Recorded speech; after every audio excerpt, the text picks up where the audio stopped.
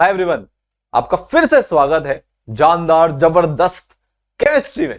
तो यार देखो, केमिकल बॉन्डिंग में हम 2 लेक्चर कर चुके हैं, ठीक है। और हमने एक बेसिक आइडिया ले लिया है काफी सारी चीजों का। आज जो है हम जो स्ट्रक्चर्स होते हैं ना, जो सबसे इंपॉर्टेंट पार्ट होते हैं पूरी इनऑर्गेनिक ऑर्गेनिक केमिस्ट्री का, अगर आपको स्ट्रक्चर बनाना आता है तो आप बहुत सारी प्रॉब्लम्स को इजीली सॉल्व कर सकते हो। उनके बारे में जो सबसे पहला कंसेप्ट आया था, जो सबसे पहले किसी ने बताया था, हमारे लुईस साहब हैं। उन्होंने अपने लुईस कंसेप्ट के थ्रू, लुईस स्ट्रक्चर्स के थ्रू कोशिश करी थी लोगों को समझाने की कि कोई भी कंपाउंड, फॉर एग्जांपल CO2 अगर है, कार्बन डाइऑक्साइड जो हम एक्सेल करते हैं, उसका स्ट्रक्चर कैसे बनाया जाता है, क्या क्या चीजें होती है जिसका हमको ध्यान रखना है। बहुत सारी ऐसी चीजें उन्होंने इस कंसेप्ट में बताई, ठीक है। इसके बाद हम आज ही के लेक्चर में देखने वाले कोऑर्डिनेट बॉन्ड, थोड़ा सा हल्का फुल्का आइडिया लेंगे। फिर एक पूरा चैप्टर होता है कोऑर्डिनेशन केमिस्ट्री का, जो हम क्लास 12th में पढ़ेंगे, उसमें हम इसके बारे में सब कुछ जान लेंगे। फिर हम आज थोड़ा सा आइडिया लेंगे फॉर्मल चार्ज का, ठीक है। उतना इंपॉर्टेंट कॉन्सेप्ट नहीं है, बट हाँ कभी कभी पूछा जाता है और हमें पता होना चाहिए है, ठीक है। और फिर फाइनली आपको मैं ये बताने वाला हूं, वो मैं आपको फाइनली ही बताऊंगा, अभी नहीं बताऊंगा। तो देखो, लुईस ने सबसे पहले क्या किया था, लुईस ने सबसे पहले हमको ऑक्टेट थ्योरी दी थी, जिसके थ्रू उन्होंने ये बोलने को उन्होंने हमको ये बोला था कि भैया जिसके भी आउटर मोस्ट शेल में 8 इलेक्ट्रॉन्स होंगे वो सबसे ज्यादा स्टेबल होता है। मतलब अगर ऑक्सीजन को स्टेबल होना है, ऑक्सीजन के एटम को, तो 2 ऑक्सीजन के एटम्स मिलते हैं, ऑक्सीजन का मॉलिक्यूल बनता है, और वो हमारे को क्या बना के दे देते हैं, वो हमारे को एक O2 का मॉलिक्यूल दे देते हैं, जिसमें हर ऑक्सीजन के पास आफ्टर शेयरिंग वैलेंस शेल में 8 इलेक्ट्रॉन हो जाते हैं, इसलिए वो स्टेबल हो जाता है। तो this is basically an observation based theory, physics based theory नहीं है, कोई प्रैक्टिकल लॉजिकल थ्योरी नहीं है। सिर्फ कुछ मॉलिक्यूल्स उनको ऐसे मिले जो इसके कारण स्टेबल हो रहे थे, नोबल गैस के जैसे, आगे वो रिएक्ट नहीं कर रहे थे उतनी आसानी से, तो उन्होंने ये थ्योरी बना दी, विच इज ऑब्वियसली रॉन्ग। इसका कोई फिजिक्स से लेना देना नहीं है, हम इसको देखेंगे भी सही, बट ठीक है, काफी सारे मॉलिक्यूल्स के लिए ये थ्योरी अप्लाई हो जाती है, इसलिए लोगों ने इसको एक्सेप्ट कर लिया। इसके बाद हमने वेरिएबल वैलेंसी का जो है कॉन्सेप्ट पढ़ा था लास्ट लेक्चर को एंड करने के लिए, उसको जस्ट एक बार क्विकली समराइज कर देता हूं। जैसे अगर सल्फर है तो हम वापस से पीछे जाते हैं, ये तो पीछे हो गया। जैसे अगर मान लो हमारे पास सल्फर है तो उसकी वैलेंसी 2 भी हो सकती है, 4 भी हो सकती है और 6 भी हो सकती है, डिपेंडिंग ऑन कितने एटम्स उससे बॉन्ड बनाने आ रहे हैं, और फाइनली जो मॉलिक्यूल बन रहा है वो स्टेबल है कि नहीं है। अगर स्टेबल है तो 6 बॉन्ड भी बना सकता है सल्फर। जैसे फास्फोरस है तो उसका अगर हम देखें तो वो 3, 1, 5 की वैलेंसी रख सकता है, 1 तो नहीं पर हाँ 3 और 5 की वो वेरिएबल वैलेंसी रख सकता है। अगर हम फास्फोरस की बात करें तो it can keep the valency of 3 और 5 डिपेंडिंग ऑन कि भाई कितने एटम इससे बॉन्ड बनाने आ रहे हैं। अगर हम आयोडीन की बात करें तो it can keep the variable valency of 1, 3, 5 and 7। 1 भी हो सकता है, 1 बॉन्ड भी बना सकता है, 3 बॉन्ड भी बना सकता है, 5 भी बना सकता है, 7 भी बना सकता है। जब अभी हम हाइब्रिडाइजेशन की बात करेंगे और स्ट्रक्चर्स में आगे बढ़ते हुए VSEPR थ्योरी की बात करेंगे, तो वहां पे हम ये सारी चीजों को दोबारा से रिविजिट करेंगे। ऐसा होता क्यों है? ऐसा इसलिए होता है क्योंकि इनके पास होते हैं वेकेंट डी ऑर्बिटल्स, ठीक है। वेकेंट कौन से होते हैं इनके पास? वेकेंट डी ऑर्बिटल्स होते हैं। क्या होते हैं? वेकेंट डी ऑर्बिटल्स होते हैं। क्या होते हैं? वेकेंट डी ऑर्बिटल्स होते हैं। ये हमने पिछले लेक्चर में पढ़ा था। ये इसलिए जरूरी है क्योंकि अब ये आगे काम आएगा, तो मैंने आपको इसको क्विकली समराइज करा दिया। पूरा डिटेल में अगर आप इसको जानना चाहते हो तो आप पिछला लेक्चर देख सकते हो। ऐसा होता क्यों है वो थोड़ा सा आगे समझेंगे, अभी वो हमारे लिए इंपॉर्टेंट नहीं है। कि भाई आप ऐसा पूछोगे ना कि सर ये बताओ कि भाई इलेक्ट्रॉन जंप क्यों करता है, आपके मन में ये बात आएगी कि भाई इलेक्ट्रॉन जंप करने का रीजन क्या है। वो रीजन हम जानेंगे, अभी वो हमारे लिए इंपॉर्टेंट नहीं है। बस अभी हमारे लिए इंपॉर्टेंट ये है कि हाँ, सल्फर 6 बॉन्ड्स भी बना सकता है। क्योंकि जब मैं अभी SO3 का स्ट्रक्चर बनाऊंगा तो आपके दिमाग में ये बात आ सकती है, अरे सल्फर तो यार 2 ही बॉन्ड बनाना चाहिए, 6 बॉन्ड कैसे बना सकता है? क्योंकि उसके पास वेरिएबल वैलेंसी होती है। जहां पे वेकेंट डी ऑर्बिटल होंगे वहां पे वेरिएबल वैलेंसी आ जाएगी। ये बात बैक ऑफ द माइंड में आपके होनी चाहिए, ठीक है। तो अब फाइनली हमको फॉर एग्जांपल मैं आपसे बोलता हूं मैं आपसे क्या बोलता हूं कि भाई लुईस स्ट्रक्चर, मतलब हमको स्ट्रक्चर बनाना सीखना है, और मैं आपसे ये बोलता हूं कि CO2 का स्ट्रक्चर बनाओ। अब जिसको इसका स्ट्रक्चर नहीं पता, जिसको स्ट्रक्चर नहीं बनाना आता, वो यहां पे फंस जाएगा कि सर मैं CO2 का स्ट्रक्चर कैसे बनाऊं भाई, मेरे को तो कुछ पता ही नहीं है। इसमें बहुत सारे क्वेश्चंस हमारे दिमाग में आएंगे। फिर यहां पे आप ध्यान से सुनना, कान खोल लेना भैया। यहां पे अटके तो केमिकल बॉन्डिंग में भटके। क्या बोल रहा हूं मैं? अगर यहां पे अटके तो केमिकल बॉन्डिंग में भटके। एक वो गाना है ना, तुम पर हम हैं अटके यारा, दिल भी मारे झटके हो। वैसे अगर आप केमिकल बॉन्डिंग में यहां पे अटक गए तो झट झट झटके लगते रहेंगे। तो लुईस ने बोला देखो मैं बताता हूं, मैं हूं ना, मैं ना मैं। उसने बोला देखो सुनो, सबसे पहले इस स्ट्रक्चर को अगर आप देखोगे, किसको? स्ट्रक्चर को अगर आप देखोगे तो आपको यहां पे दो चीजें दिखेगी। हमने बोला हाँ दिख रहा है कार्बन और ऑक्सीजन। उन्होंने कहा नहीं, उन्होंने डर गए, यार क्या बोल रहे हो आप? उन्होंने बोला भैया एक होता है सेंट्रल एटम। क्या होता है? एक होता है सेंट्रल एटम। क्या होता है? Central atom. और दूसरा होता है सराउंडिंग एटम। एक होता है सेंट्रल एटम और दूसरा होता है सराउंडिंग एटम। आपने पेड़ देखा है? पेड़ एक मेन ब्रांच होती है उसकी, फिर छोटी छोटी ब्रांचेस साइड में से निकली होती है। वैसे ही हर एक स्ट्रक्चर में एक सेंट्रल एटम होता है जो एकदम सेंटर में होता है, नाम, और बाकी सारे एटम्स इससे जुड़े हुए होते हैं। ठीक है, जब आप स्ट्रक्चर्स बनाऊंगा तो वहां पे आपको इसकी और फीलिंग आएगी। तो लुईस ने बोला पूरे स्ट्रक्चर को दो भाग में हम बांट देंगे, एक सेंट्रल एटम वाला पार्ट, बहुत बढ़िया भैया, और एक सराउंडिंग एटम वाला पार्ट। ठीक है, अब सबसे इंपॉर्टेंट काम किसी भी स्ट्रक्चर में लुईस के मुताबिक जो होता है वो ये होता है कि यार सबसे पहले आप जो सेंट्रल एटम है, जो बीच का एटम है, जो मेन एटम है, उसको आइडेंटिफाई करो। क्योंकि बाकी सारा स्ट्रक्चर जब सेंट्रल एटम आइडेंटिफाई हो जाएगा, क्या बोल रहा हूं मैं, वापस से सुनते हैं, पूरा स्ट्रक्चर बनाने के लिए जब तक सेंट्रल एटम आइडेंटिफाई नहीं करोगे आप, तो सेंटर में रखोगे किससे और बॉन्ड बनाओगे किससे? ठीक है, अब जैसे फॉर एग्जांपल मैं बोलूं आपको CO2 का स्ट्रक्चर बनाना है, तो यार अब बीच में कौन आएगा जिससे बाकी सारे एटम्स जुड़ेंगे, या तीनों एटम आपस में एक दूसरे से जुड़े रहेंगे? नहीं, ऐसा नहीं होता। ठीक है, तो इसमें हमको समझना पड़ेगा। तो उन्होंने यहां पे कुछ रूल दिए।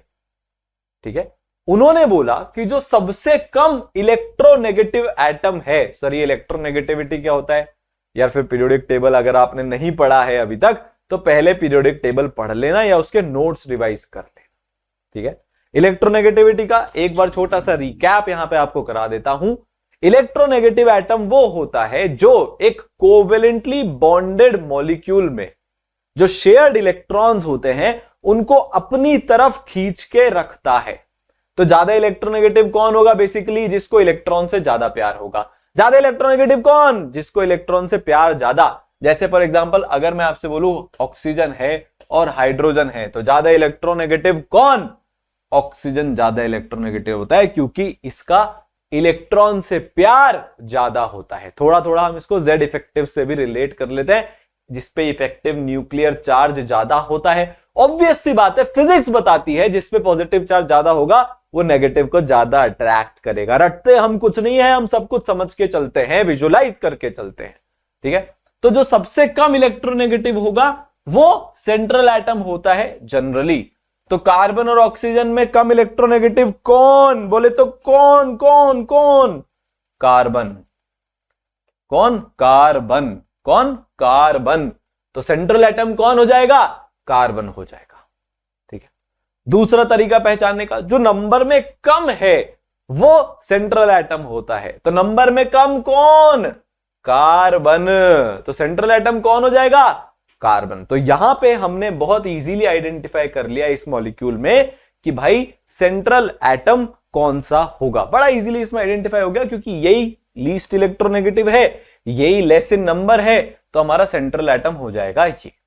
ठीक है, फिर अगर इससे पहचान ना हो तो उसको पकड़ो जो मैक्सिमम नंबर ऑफ बॉन्ड्स बना सकता है। तो कार्बन 4 बॉन्ड बना सकता है, ऑक्सीजन 2 बॉन्ड बना सकता है।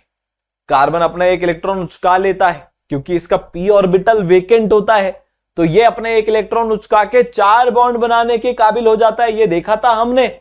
बोरोन 3 बॉन्ड बना सकता है, कार्बन 4 बॉन्ड बना सकता है, नाइट्रोजन 3 बॉन्ड बना सकता है, ऑक्सीजन 2 बॉन्ड बना सकता है, फ्लोरीन 1 बॉन्ड बना सकता है। सेकेंड पीरियड के जो एटम होते हैं उनमें 3D वेकेंट ऑर्बिटल नहीं होता, तो ये जितना मैंने बोला उतने बॉन्ड बना सकते हैं। वापिस हम एक बार लिख लेते हैं ताकि आपकी मेमोरी रिफ्रेश हो जाए। तो बोरॉन कितने बॉन्ड बना सकता है? 3, कार्बन 4, 04 लिखाई में आ गया अपने आप, ठीक है, ठीक है। फिर नाइट्रोजन 3, फिर ऑक्सीजन 2 और फ्लोरीन 1। ये इतने इतने बॉन्ड्स बना सकते हैं। तो जो ज्यादा बॉन्ड बना सकता है वो सेंट्रल एटम होगा। तो फिर से निशाना किसकी तरफ जा रहा है? कार्बन की तरफ जा रहा है, ठीक है भाई। कई बार हम नंबर ऑफ एटम्स लेस के बेसिस पे डिसाइड नहीं कर पाते कि कौन सा सेंट्रल एटम होगा। ये तीनों क्राइटेरिया से आप कभी कभी समझ ही नहीं पाते। ऐसे एग्जांपल होते हैं जहां पे ये तीनों क्राइटेरिया से हम फॉर श्योर कह ही नहीं सकते कि कौन सा सेंट्रल एटम होगा। वहां पे सिर्फ उन केसेस की बात कर रहा हूं, ठीक है। वो सेंट्रल एटम होता है जो सेंट्रल पोजीशन पे आ जाता है। कौन सेंट्रल एटम होता है? जो सेंट्रल पोजीशन पे आ जाता है वो सेंट्रल एटम होता है। जो सेंट्रल पोजीशन पे आ जाता है वो सेंट्रल एटम होता है। इसके भी कुछ एक एग्जांपल लेंगे। अभी हम बहुत सारे एग्जांपल करने वाले हैं, तो चिंता करने की कोई जरूरत नहीं है। अब ये सारी चीजें समझने सुनने के बाद हम एक नतीजे पर पहुंचे हैं कि फ्लोरीन और हाइड्रोजन सेंट्रल एटम हो ही नहीं सकते। सर क्यों नहीं हो सकते? फ्लोरीन जो है वो मोस्ट इलेक्ट्रोनेगेटिव है। फ्लोरीन क्या है? Most electronegative. रूल ने हमको क्या बताया था कि लीस्ट इलेक्ट्रोनेगेटिव ढूंढो, तो किसी भी मॉलिक्यूल में फ्लोरीन लीस्ट इलेक्ट्रोनेगेटिव हो ही नहीं सकता है, ठीक है। आई बात समझ में, है ना? अच्छा, फ्लोरीन जो है सिर्फ एक बॉन्ड बना सकता है। तो हमने ऐसा देखा था अभी रूल में, जो मैक्सिमम बॉन्ड बना सकता है वो हाइड्रोजन सिर्फ एक बॉन्ड बना सकता है।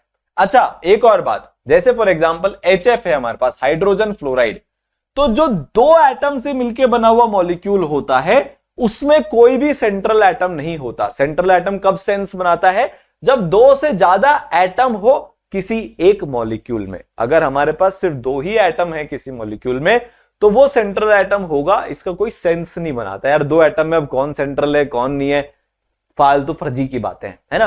तो एक बात हमको और समझ में आई, क्योंकि हाइड्रोजन और फ्लोरीन ज्यादा बॉन्ड नहीं बना सकते एक से, तो ये सेंट्रल एटम होने के लिए एलिजिबल नहीं है। ये most eligible bachelors like Salman Khan नहीं है, तो ये सेंट्रल एटम नहीं हो सकते, ठीक है।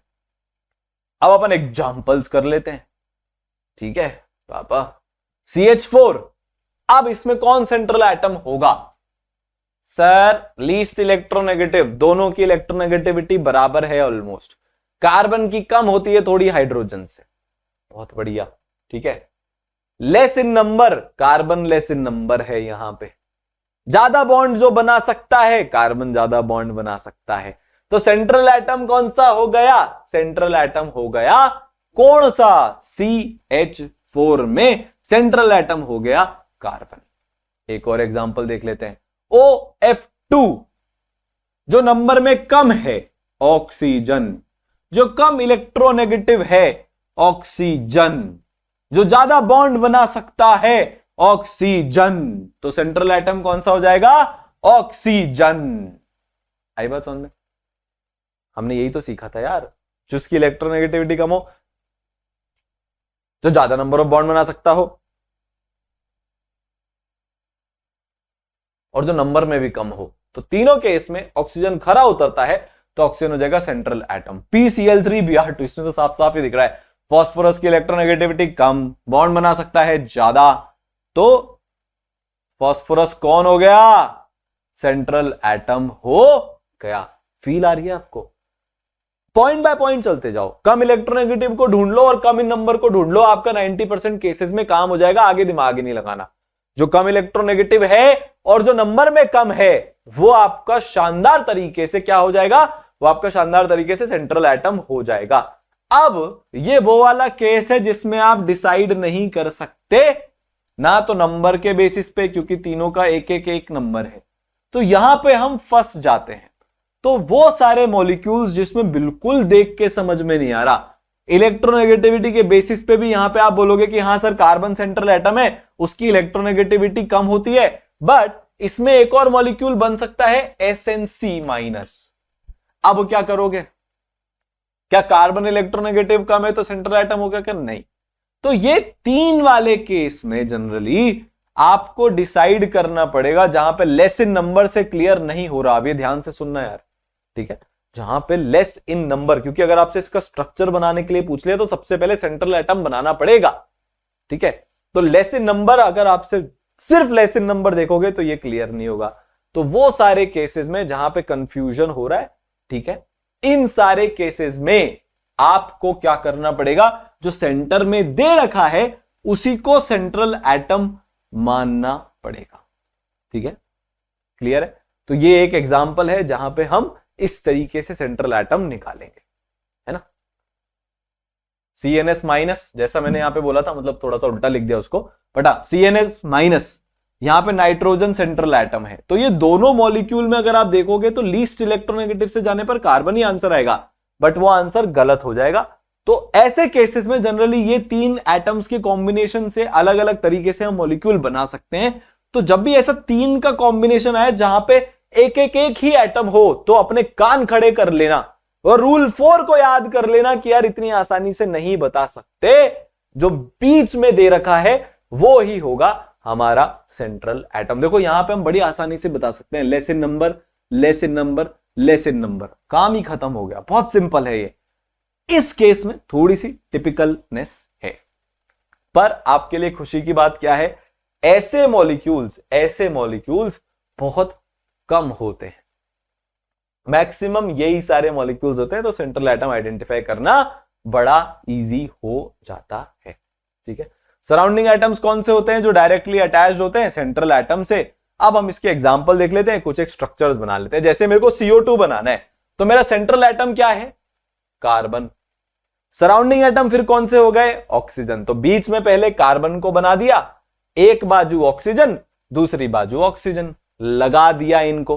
अब हम आगे क्या करें, आपको लग रहा होगा कि सर हमने सब तो पहचान लिया। अब यहां पे जो क्वेश्चन उठता है, यार मैं कार्बन और ऑक्सीजन के बीच में सिंगल बॉन्ड बनाऊं क्या, कि मैं डबल बॉन्ड बनाऊं, मैं करूं क्या, आगे कैसे बढ़ूं। CO2 एक्चुअली में दिखता कैसा है, कार्बन ऑक्सीजन के बीच में कितने बॉन्ड हैं, अगर ये 1 कार्बन, ये 2 ऑक्सीजन और ये 3 ऑक्सीजन है, तो 1 और 2 के बीच में कितने बॉन्ड, 1 और 3 के बीच में कितने बॉन्ड।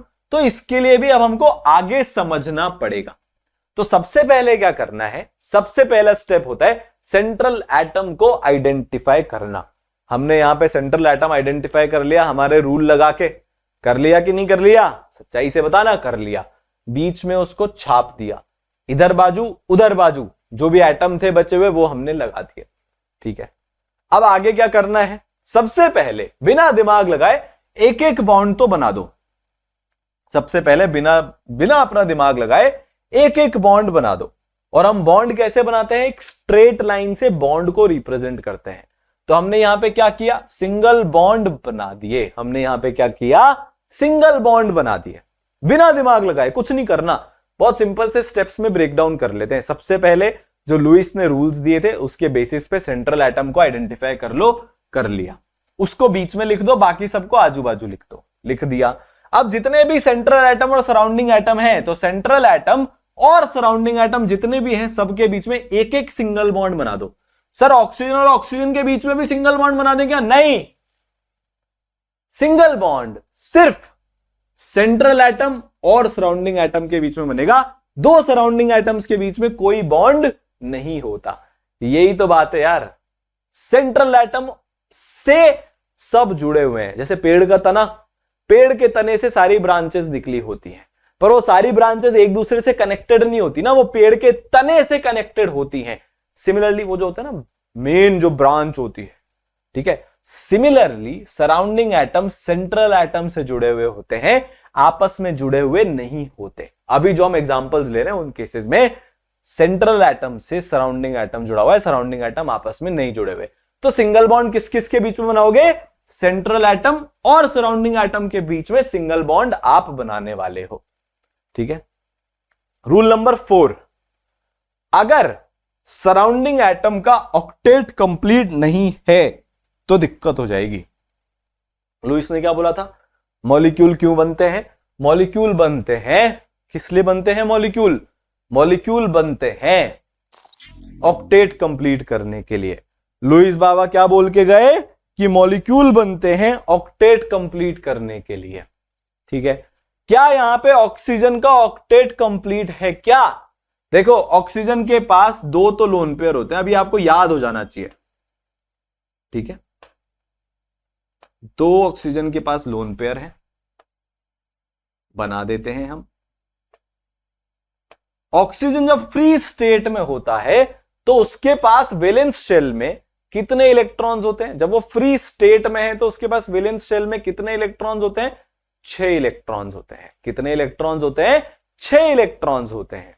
ठीक है, उसमें से 4 तो लोन पेयर की फॉर्म में रहते हैं जो हमने बना दिए। एक बॉन्ड बनाने का क्या मतलब है? एक कोवेलेंट बॉन्ड का मतलब क्या होता है? देखो, धीरे धीरे हमको चीजें क्लियर हो रही है, धीरे धीरे चीजें हमारे दिमाग में जा रही है। आप नोट्स रिवाइज करना लेक्चर खत्म होने के बाद, तो आपको और समझ में आएगा यार ये नई चीज है आपके लिए, धीरे धीरे धीरे धीरे दिमाग में उतरेगी। ये बॉन्ड हमने बनाया मतलब एक इलेक्ट्रॉन ऑक्सीजन ने दिया होगा, एक इलेक्ट्रॉन कार्बन ने दिया होगा। बॉन्ड का मतलब क्या है? हर एटम, कोवेलेंट बॉन्ड का मैं बात कर रहा हूं। कोवेलेंट बॉन्ड माने इक्वल शेयरिंग, मतलब हर एटम अपना एक इलेक्ट्रॉन शेयर करेगा पर कोवेलेंट बॉन्ड। अगर एक कोवेलेंट बॉन्ड है तो एक एटम एक इलेक्ट्रॉन देगा, दूसरा एटम दूसरा इलेक्ट्रॉन देगा। एक और अभी फ्री इलेक्ट्रॉन बचा हुआ है जो ऑक्सीजन ने शेयर नहीं किया है। ठीक है, ऑक्सीजन नंबर 3 और कार्बन नंबर 1 के बीच में एक और हमने बॉन्ड बनाया है तो वहां भी एक इलेक्ट्रॉन होगा। कार्बन के पास वैलेंस शेल में कितने इलेक्ट्रॉन्स होते हैं? 4। तो कार्बन ने भी अभी 2 इलेक्ट्रॉन शेयर नहीं किए। अब इसको समझते हैं, थोड़ा सा ज्यादा जल्दी हो गया ये, धीरे धीरे हमको समझ में आ जाएगा। ठीक है, तो अब इसको अपन देर से आराम से धीरे धीरे करके समझते हैं। देखो, हमने क्या बोला? हमने बोला कि पहले आप सिंगल बॉन्ड बना दो। हमने क्या बोला? कि पहले आप सिंगल बॉन्ड बना दो सेंट्रल एटम और सराउंडिंग एटम के बीच में। हमने बना दिया। हमको यह पता है कि अगर मैंने एक बॉन्ड बनाया है तो सराउंडिंग एटम ने, जो यहां पे ऑक्सीजन है, उसने एक इलेक्ट्रॉन शेयर किया होगा। ठीक है, और सेंट्रल एटम ने एक इलेक्ट्रॉन शेयर किया होगा। ठीक है साहब, हमको ये भी समझ में आ गई बात, हमको ये बात समझ में आ गई।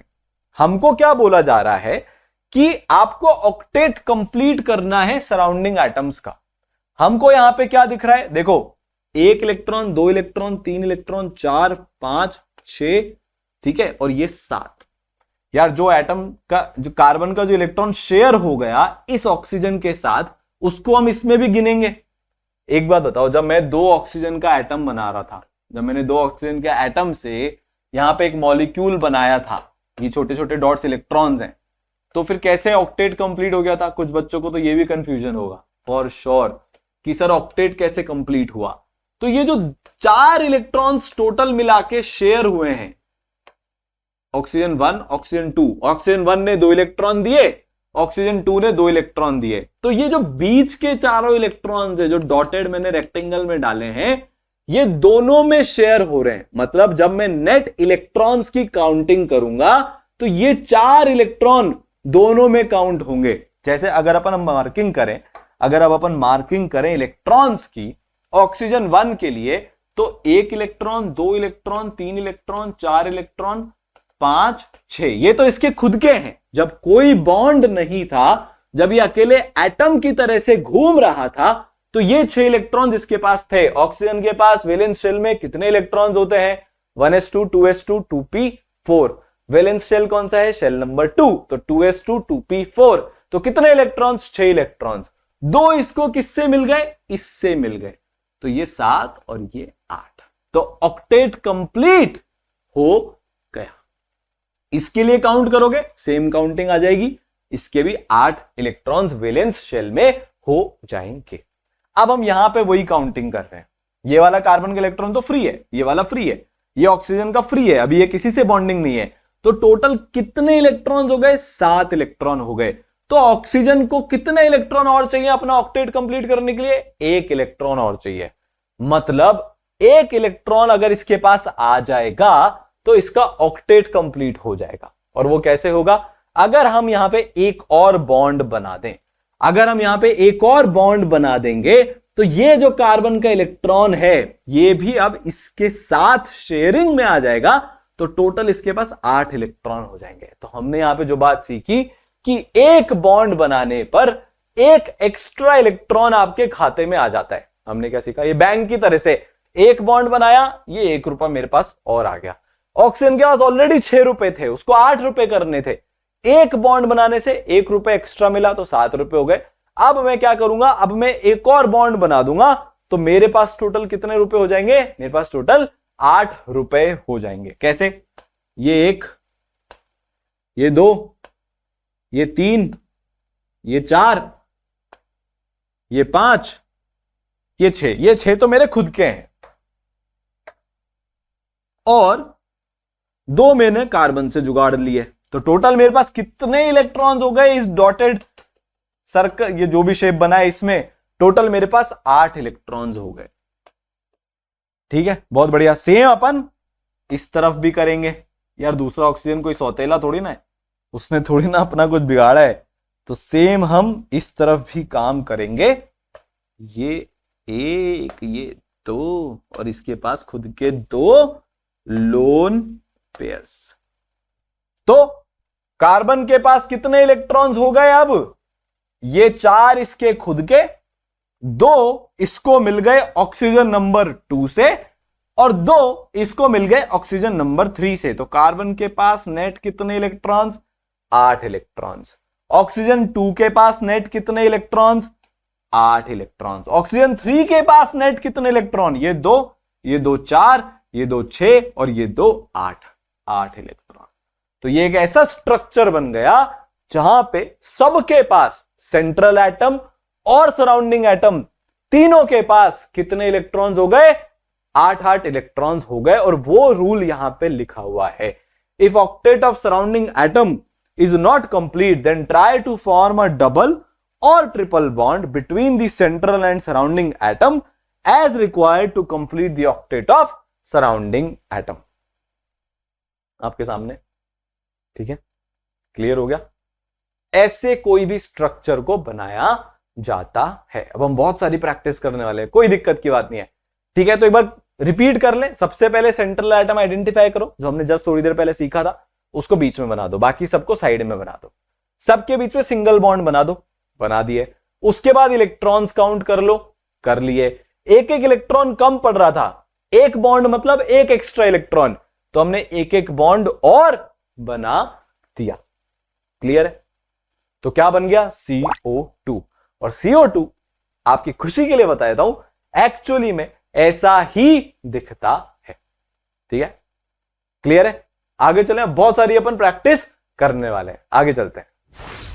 एग्जाम्पल करने से पहले एक फाइनल स्टेप बचा हुआ है जिसको अपन देख लेते हैं, जो अपन ऑलरेडी कर चुके हैं, एंड दैट इज, एक बार आपने सारे बॉन्ड फॉर्म कर दिए, उसके बाद जो लोन पेयर ऑफ इलेक्ट्रॉन्स है, सेंट्रल एटम के ऊपर हो या सराउंडिंग एटम के ऊपर हो, उनको रिप्रेजेंट अपन कर देंगे। तो हमारा जो फाइनल रिप्रेजेंटेशन हो जाएगा कार्बन डाइऑक्साइड मॉलिक्यूल का, हमने किसको बनाना सीख लिया है? CO2 को बनाना सीख लिया है। वो हो जाएगा ऐसा। यहां पे सेंट्रल एटम के ऊपर कोई लोन पेयर नहीं है। कार्बन के पास वैलेंस शेल में 4 इलेक्ट्रॉन्स होते हैं, 1s2 2s2 2p2, उसका ऐसा कॉन्फ़िगरेशन होता है। फिर 4 बॉन्ड बनाने के लिए 2s से इलेक्ट्रॉन उचक के 2p में चला जाता है, तो वो 4 बॉन्ड बना लेते हैं। चारों बॉन्ड आपको यहां पे बने हुए दिख रहे हैं। तो कोई भी लोन पेयर ऑफ इलेक्ट्रॉन्स, क्या कोई ऐसे इलेक्ट्रॉन आपको कार्बन के पास दिख रहे हैं क्या, जो नॉन बॉन्डेड हो, जिन्होंने बॉन्डिंग में पार्टिसिपेट नहीं किया हो? ऐसे कोई इलेक्ट्रॉन्स नहीं है। पर ऑक्सीजन के पास ऐसे इलेक्ट्रॉन्स हैं।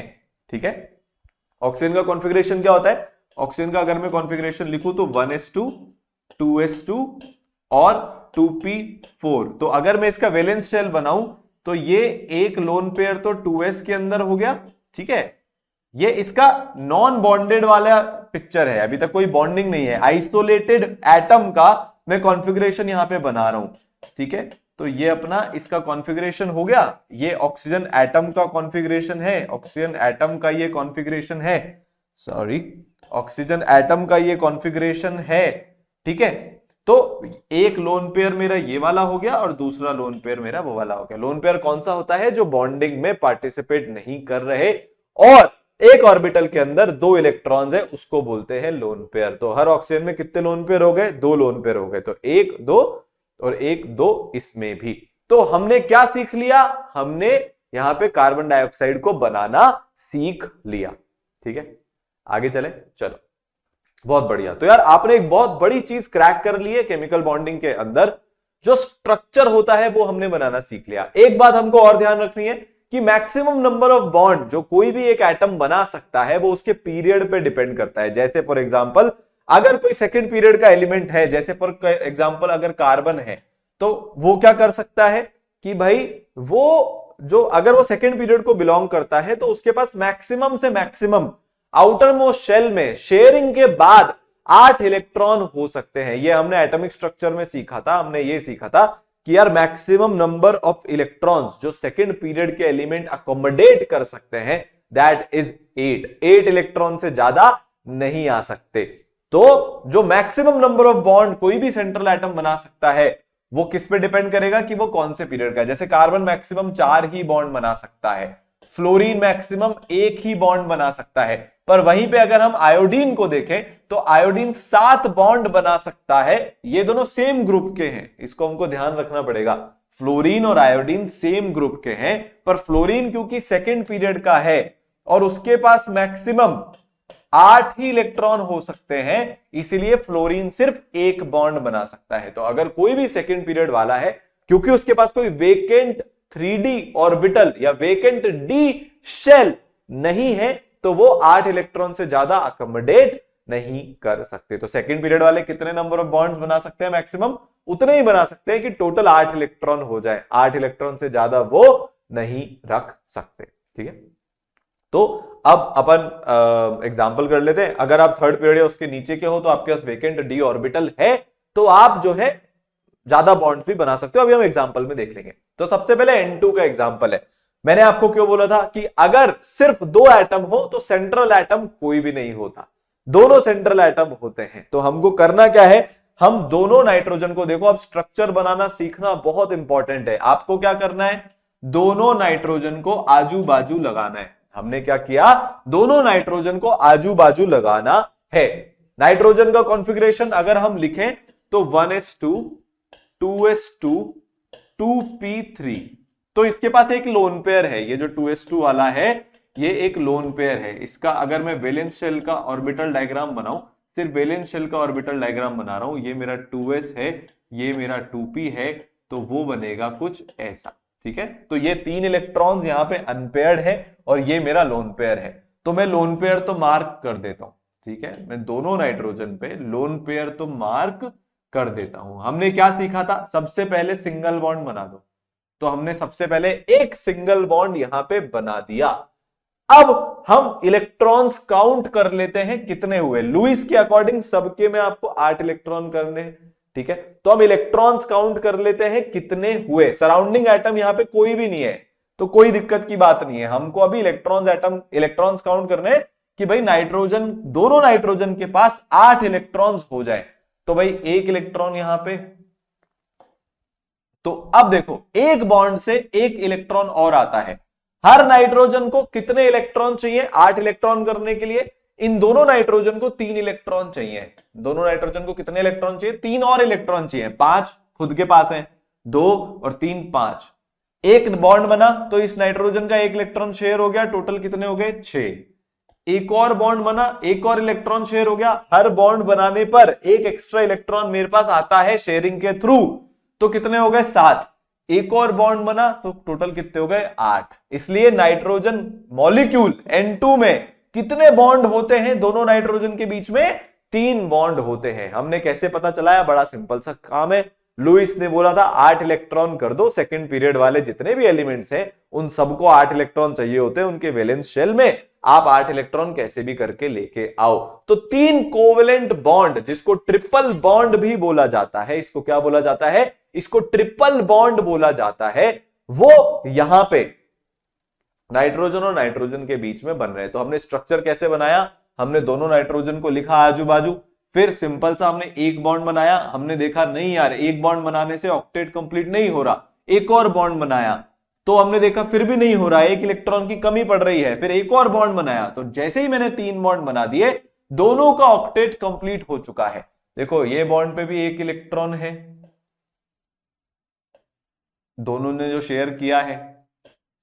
अब आप टोटल इलेक्ट्रॉन काउंट करो, ये 2, ये 3 5 और ये 3 8, सिमिलरली ये 2, ये 3 5 और ये 3 8। तो दोनों नाइट्रोजन के पास आफ्टर शेयरिंग जो बीच वाले इलेक्ट्रॉन्स है ये दोनों में काउंट होते हैं, जो साइड वाले इलेक्ट्रॉन्स है वो सिर्फ इसमें और इसमें काउंट होंगे। तो इसके 2 और ये शेयरिंग के 6 तो टोटल 8, इसके 2 शेयरिंग के 6 तो टोटल 8। तो ये मेरा क्या हो गया, ये मेरा N2 का स्ट्रक्चर हो गया। तो N2 में क्या होता है, ट्रिपल बॉन्ड। ठीक है आगे चले। अब SNF3, अब यहां पे हमको अपना दिमाग लगाना पड़ेगा, बढ़िया स्ट्रक्चर है, टफ एग्जांपल है बट आराम से तसल्ली से करेंगे, मजा आएगा। सबसे पहले क्या आइडेंटिफाई करना है, सेंट्रल एटम आइडेंटिफाई करना है। 2 एटम से ज्यादा जब भी एक मॉलिक्यूल में एटम आपके पास हो जाए तो सबसे पहले सेंट्रल एटम आइडेंटिफाई करो। तो लेसन नंबर देख लेते हैं सर, पर सल्फर और नाइट्रोजन दोनों बराबर हैं। हमने क्या देखा था, सेंट्रल एटम आइडेंटिफाई करने के लिए उसको पकड़ो जिसका नंबर कम है, बट यहां पे सल्फर और नाइट्रोजन दोनों का नंबर कम है। अब क्या करें, अब फंस गए अपन तो, नहीं फंसे। एक और रूल था, जिसकी इलेक्ट्रोनेगेटिविटी कम है वो सेंट्रल एटम होगा। तो सल्फर और नाइट्रोजन में अगर मैं इलेक्ट्रोनेगेटिविटी का ऑर्डर निकालूं तो नाइट्रोजन की इलेक्ट्रोनेगेटिविटी सल्फर से ज्यादा होती है, तो सेंट्रल एटम मेरा कौन हो जाएगा, सल्फर हो जाएगा। सेंट्रल एटम मेरा कौन हो जाएगा, सल्फर हो जाएगा। तो अब हम क्या करें, बड़ा सिंपल है, सबसे पहले सल्फर को बना दो, फिर नाइट्रोजन को इधर डाल दो, और 3 F है तो एक F को इधर लिख दो, एक F को इधर लिख दो, ये En अपन अब यहां से उड़ा देते हैं, और एक F को इधर लिख दो। भाई हमको जमाना पड़ेगा ना, सेंट्रल एटम के अराउंड हमको क्या करना पड़ेगा, सराउंडिंग एटम्स को जमाना पड़ेगा। तो सेंट्रल एटम कौन है, सल्फर। सराउंडिंग एटम्स कौन कौन से हो गए, एक नाइट्रोजन और 3 फ्लोरीन। अब अगला स्टेप क्या होता है स्ट्रक्चर बनाने का, सबसे पहले सबको सिंगल बॉन्ड से जोड़ दो, आपस में नहीं, सेंट्रल एटम को सराउंडिंग एटम से सिंगल बॉन्ड से जोड़ दो। जोड़ दिया, चलो बहुत बढ़िया है ना। अब क्या करें, अब ये देखो कि क्या सराउंडिंग एटम के ऑक्टेट कंप्लीट हो गए, क्या क्या देखना है, अब ये देखना है कि क्या सराउंडिंग एटम के ऑक्टेट कंप्लीट हो गए क्या। मेरे को तो कंप्लीट होते हुए नहीं दिख रहे, किसके, नाइट्रोजन के। फ्लोरीन के पास खुद के पास 7 इलेक्ट्रॉन होते हैं, एक इलेक्ट्रॉन आ गया एक बॉन्ड से शेयर होके, तो इसके पास तो 8 वैलेंस इलेक्ट्रॉन हो गए, इसके पास भी हो गए, इसके पास भी हो गए। मतलब सल्फर और फ्लोरीन के बीच में तो एक बॉन्ड ही बनेगा, क्योंकि सराउंडिंग एटम का ऑक्टेट कंप्लीट हो गया। हमको क्या करना है, सराउंडिंग एटम का ऑक्टेट कंप्लीट करना है। पर क्या नाइट्रोजन का ऑक्टेट कंप्लीट हुआ, क्या नहीं हुआ सर। इसके पास इसके खुद के 5 इलेक्ट्रॉन थे पहले से ही, सल्फर से एक बॉन्ड बना के एक और आ गया तो 5+1 हो गया। मतलब अगर आपको नाइट्रोजन का ऑक्टेट कंप्लीट करना है तो बाय रूल अब आपको क्या करना है, नंबर ऑफ बॉन्ड्स बढ़ाने पड़ेंगे। जब सराउंडिंग एटम का ऑक्टेट कंप्लीट नहीं होता तो आपको नंबर ऑफ बॉन्ड्स बढ़ाने पड़ते हैं। तो एक बॉन्ड और बना दो, तो अब कितने इलेक्ट्रॉन और, एक बॉन्ड से एक इलेक्ट्रॉन और आ जाता है, 7 हो गए। तो एक बॉन्ड और बना दो, कितने इलेक्ट्रॉन और हो गए, एक इलेक्ट्रॉन और आया एक्स्ट्रा, तो टोटल 8 इलेक्ट्रॉन हो गए। मतलब ये वाला मेरा स्ट्रक्चर एकदम सही है।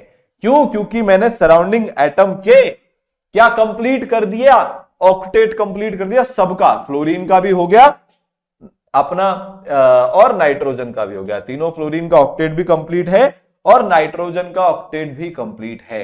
इसके बाद क्या करना है, सेंट्रल एटम और सराउंडिंग एटम पे अगर लोन पेयर है तो उनको मार्क करना है। तो नाइट्रोजन पे तो है, ठीक है, फ्लोरीन पे 3 होते हैं। यार ये आपको अब याद हो जाना चाहिए किस पे कितने लोन पेयर्स होते हैं। तो फ्लोरीन के मार्क कर देते हैं अपन। देखो नाइट्रोजन के पास 1 होता है, ऑक्सीजन के पास 2 होते हैं, फ्लोरीन के पास 3 लोन पेयर होते हैं। इनका आप ऑर्बिटल डायग्राम बना लेना खुद से, आपको लोन पेयर दिख जाएंगे। क्या सल्फर के पास भी अब लोन पेयर है क्या? और उससे पहले मैं आपसे एक सवाल और पूछना चाहूंगा, यहां पे सल्फर की कोवेलेंसी कितनी है? सर कोवेलेंसी हम कैसे निकालें? अरे भैया जितने नंबर ऑफ बॉन्ड्स बन रहे हैं उतनी ही उसकी कोवेलेंसी हो जाएगी। कोवेलेंसी मतलब कितने कोवेलेंट बॉन्ड्स बनाए, तो कोवेलेंसी कितनी हो गई? 1 2 3 बॉन्ड यहां पे, 4 5 और 6, तो इसकी कोवेलेंसी हो गई, सल्फर की कोवेलेंसी हो गई 6। इस केस में कितनी कोवेलेंसी हो गई? सल्फर की कोवेलेंसी हो गई 6। क्या सल्फर की 6 कोवेलेंसी हो सकती है क्या? यस सर हो सकती है। 2 हो सकती है, 4 हो सकती है और 6 हो सकती है। इसका मतलब सल्फर ने अपने इलेक्ट्रॉन्स जो 3s और 3p के थे उनको जंप कराया होगा 3d के अंदर। इसका केस हमने पिछले लेक्चर में पूरा अच्छे से डिस्कस किया था, उसी का ये एक एग्जाम्पल है, आप जाके रेफर कर सकते हो। अच्छा, अब अगर यहां से आपने अपनी कॉपी में दोबारा खुद से लेक्चर खत्म होने के बाद ये सारे स्ट्रक्चर बिना देखे नहीं बनाए, मतलब एक रफ कॉपी लेके बैठना, ठीक है, ये सारे स्ट्रक्चर जो मैंने स्टेप बाय स्टेप आपको सिखाया खुद से बनाना बिना नोट्स को रेफर किए हुए, तभी जाके स्ट्रक्चर्स पे अपनी पकड़ बनेगी, वरना नहीं बनेगी, किसी हालत में भी नहीं बनेगी। ठीक है, क्लियर है? तो एक बार स्टेप्स हम रिपीट कर लेते हैं। सबसे पहले सराउंडिंग एटम आइडेंटिफाई करो, लेस इलेक्ट्रोनेगेटिविटी के बेसिस पे हमने आइडेंटिफाई कर लिया। उसके बाद क्या करो जनाब? उसके बाद आप सराउंडिंग एटम को बीच में रखकर, सॉरी सेंट्रल एटम को बीच में रखकर, क्या बोल रहा हूं मैं, सेंट्रल एटम, सबसे पहले सेंट्रल एटम आइडेंटिफाई करो। ये लीस्ट इलेक्ट्रोनेगेटिव है, लेस इन नंबर है, तो हमने सल्फर को सेंट्रल एटम बना दिया। फिर सराउंडिंग एटम को इसके आसपास जमा दो, जमा दिया। फिर सबको सिंगल बॉन्ड से कनेक्ट कर लो, कर दिया। उसके बाद देख लो कि क्या सराउंडिंग एटम का ऑक्टेट कंप्लीट हो गया क्या। फ्लोरीन का हो गया था तो हमने और बॉन्ड्स नहीं बनाए, पर नाइट्रोजन का ऑक्टेट कंप्लीट नहीं हुआ था तो हमने 2 और बॉन्ड बनाए। हम जब तक बॉन्ड बनाते गए जब तक इसका ऑक्टेट कंप्लीट नहीं हो जाता। हम कब तक बॉन्ड बनाते गए? जब तक इसका ऑक्टेट कंप्लीट नहीं हो जाता। ठीक है, उसके बाद लास्ट में आप देख लो लोन पेयर किस किस पे हमको लगाने हैं। तो सेंट्रल एटम के पास लोन पेयर नहीं बचा। टोटल वैलेंस शेल में 6 इलेक्ट्रॉन्स होते हैं, 6 के 6 इलेक्ट्रॉन बॉन्डिंग में चले गए। लोन पेयर कौन होते हैं? Non bonded pair of electrons. तो कोई भी लोन पेयर यहां पे नहीं बचा। ठीक है, तो सेंट्रल एटम के पास लोन पेयर नहीं है, सराउंडिंग एटम के पास है, तो हमने वो मार्क यहां पे कर दिया। ठीक है, ये सारे स्ट्रक्चर्स अब हमको बनाने हैं। ठीक है, तो सारे स्ट्रक्चर हम एक एक करके बनाते हैं। सेंट्रल एटम कौन होगा? जो लेस इन नंबर है, तो बोरॉन सेंट्रल एटम होगा। ठीक है, उसके अराउंड फ्लोरीन को जमा दो, जमा दिया साहब। इसको थोड़ा सा नीचे लिख लेते हैं, उसके अराउंड फ्लोरीन को जमा दो, जमा दिया साहब। अब सबको सिंगल बॉन्ड से कनेक्ट कर दो, सबको सिंगल बॉन्ड से कनेक्ट कर दो, कर दिया। सराउंडिंग एटम के क्या ऑक्टेट कंप्लीट हो गए हैं? हो गया। इसको एक ही इलेक्ट्रॉन चाहिए होता है, इसको भी एक, इसको भी एक। फ्लोरीन एक बॉन्ड बनाते ही अपना ऑक्टेट कंप्लीट कर लेता है। तो ये अपना BF3 का स्ट्रक्चर हो गया। फिर लोन पेयर बना दो सराउंडिंग एटम और सेंट्रल एटम पे। सेंट्रल एटम पे नहीं है। बोरोन के पास कितने वैलेंस शेल इलेक्ट्रॉन होते हैं? 3। कितने बॉन्ड बना लिए? 3। मतलब non bonded pair of electron बचा क्या? नहीं बचा। तो क्या लोन पेयर होगा सेंट्रल एटम पे? नहीं होगा सर, कोई लोन पेयर नहीं होगा सर। जलेबी बनाते बनाते एक्सपर्ट होता था ना मैं लोन पेयर बनाने में, है ना? ठीक है, कूल है। अब कुछ बच्चों ने जिन्होंने BF3 का स्ट्रक्चर ऑलरेडी देख रखा होगा, वो बोलेंगे मुझसे कि सर BF3 का स्ट्रक्चर तो ऐसा होता है, ट्राइगोनल प्लेनर होता है। कुछ बच्चे होते हैं ना आगे से पढ़ के बैठे होते हैं, मैंने गलत बनाया ऐसा बोलेंगे। तो यहां पे मैं आपको बता दूं कि लुईस ने एक्चुअल शेप ऑफ मॉलिक्यूल्स के बारे में कोई बात नहीं करी थी। हम एक्चुअल शेप ऑफ मॉलिक्यूल्स कहां पे देखेंगे? VSEPR थ्योरी में देखेंगे। VBT पढ़ेंगे, हाइब्रिडाइजेशन पढ़ेंगे और फिर VSEPR पढ़ेंगे, तो हम वहां पे देखेंगे एक्चुअल शेप क्या होता है। लुईस ने सिर्फ इतनी सी मदद करी थी, आइडेंटिफाई कर लो कितने एटम के बीच में कौन से बॉन्ड है, कौन सेंट्रल एटम है और कौन सराउंडिंग एटम है। शेप के बारे में लुईस ने अपने स्ट्रक्चर में कोई बात नहीं करी थी। इसलिए हम अभी सिर्फ ये आइडेंटिफाई करना सीख रहे हैं, सेंट्रल एटम कौन, सराउंडिंग एटम कौन, पहचान कौन हम खेल रहे हैं, और एटम्स के बीच में कितने बॉन्ड हैं। ठीक है, क्लियर है। अब CH4 बना लेते हैं। तो सबसे पहले कार्बन बनाया, फिर यार कार्बन ही सेंट्रल एटम होगा, लेस इन नंबर है, बहुत सिंपल है, अब तो फील ही आने लग गई है हमको। एक, फिर एक हमने हाइड्रोजन डायरेक्टली मैं सिंगल बॉन्ड से यार अटैच कर रहा हूं। ठीक है, डायरेक्टली मैं सिंगल बॉन्ड से अटैच कर रहा हूं क्योंकि मेरे को पता ही है सेंट्रल एटम बनाओ, सराउंडिंग एटम बनाओ, सिंगल बॉन्ड से अटैच कर दो। क्या सराउंडिंग एटम का ऑक्टेट कंप्लीट हो गया? हाइड्रोजन के केस में 2 इलेक्ट्रॉन्स ही चाहिए होते हैं, यहां पे ऑक्टेट नहीं डुप्लेट कंप्लीट होता है क्योंकि ये फर्स्ट पीरियड का एलिमेंट है।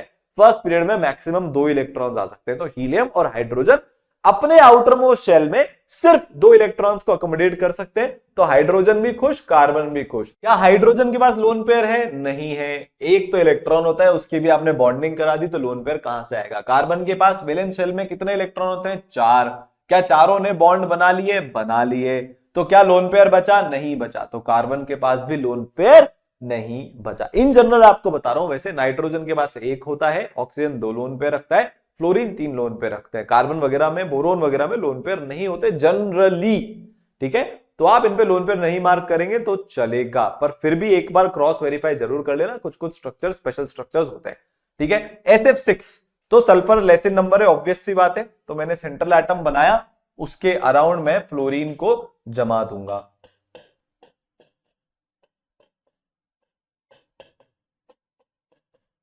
और सबको सिंगल बॉन्ड से जोड़ दूंगा। आपको यह पता है कि फ्लोरीन को एक ही इलेक्ट्रॉन चाहिए होता है और अपना ऑक्टेट कंप्लीट करने के लिए, इसलिए सिंगल बॉन्ड से ही काम हो जाएगा। और यार हर फ्लोरीन पे लोन पेयर होंगे, आप अपनी कॉपी में बना लेना, ये बहुत लंबा चौड़ा काम है, मैं नहीं बना रहा। हर फ्लोरीन पे लोन पेयर डिनोट करना है, 3-3 लोन पेयर होते हैं। SO2F2, अब ये आप खुद से बनाओ, स्टेप्स मैं बता देता हूं। सबसे पहले सेंट्रल एटम आइडेंटिफाई करना, स्टेप नंबर 1। सराउंडिंग एटम को सेंट्रल एटम के अराउंड जमा देना, स्टेप नंबर 2। सिग्मा बॉन्ड, मतलब सिग्मा बॉन्ड VBT में सीखेंगे, सिंगल बॉन्ड बना देना सबके बीच में, मतलब सेंट्रल एटम और सराउंडिंग एटम के बीच में। सिंगल बॉन्ड बनाने के बाद चेक कर लेना कि क्या सराउंडिंग एटम का ऑक्टेट कंप्लीट हुआ क्या। अगर जिस सराउंडिंग एटम का ऑक्टेट कंप्लीट नहीं हुआ हो, उसके साथ डबल बॉन्ड ट्रिपल बॉन्ड बना देना जब तक कि ऑक्टेट कंप्लीट नहीं होता। फाइनली जब ऑक्टेट कंप्लीट हो जाए सराउंडिंग एटम का, तो फिर क्या करना, लोन पेयर जिस पे भी है उसके लोन पेयर मार्क कर देना। सब कुछ मैंने बता दिया है, अब आपको सिर्फ ड्रॉ करना है, जाके ड्रॉ कीजिए।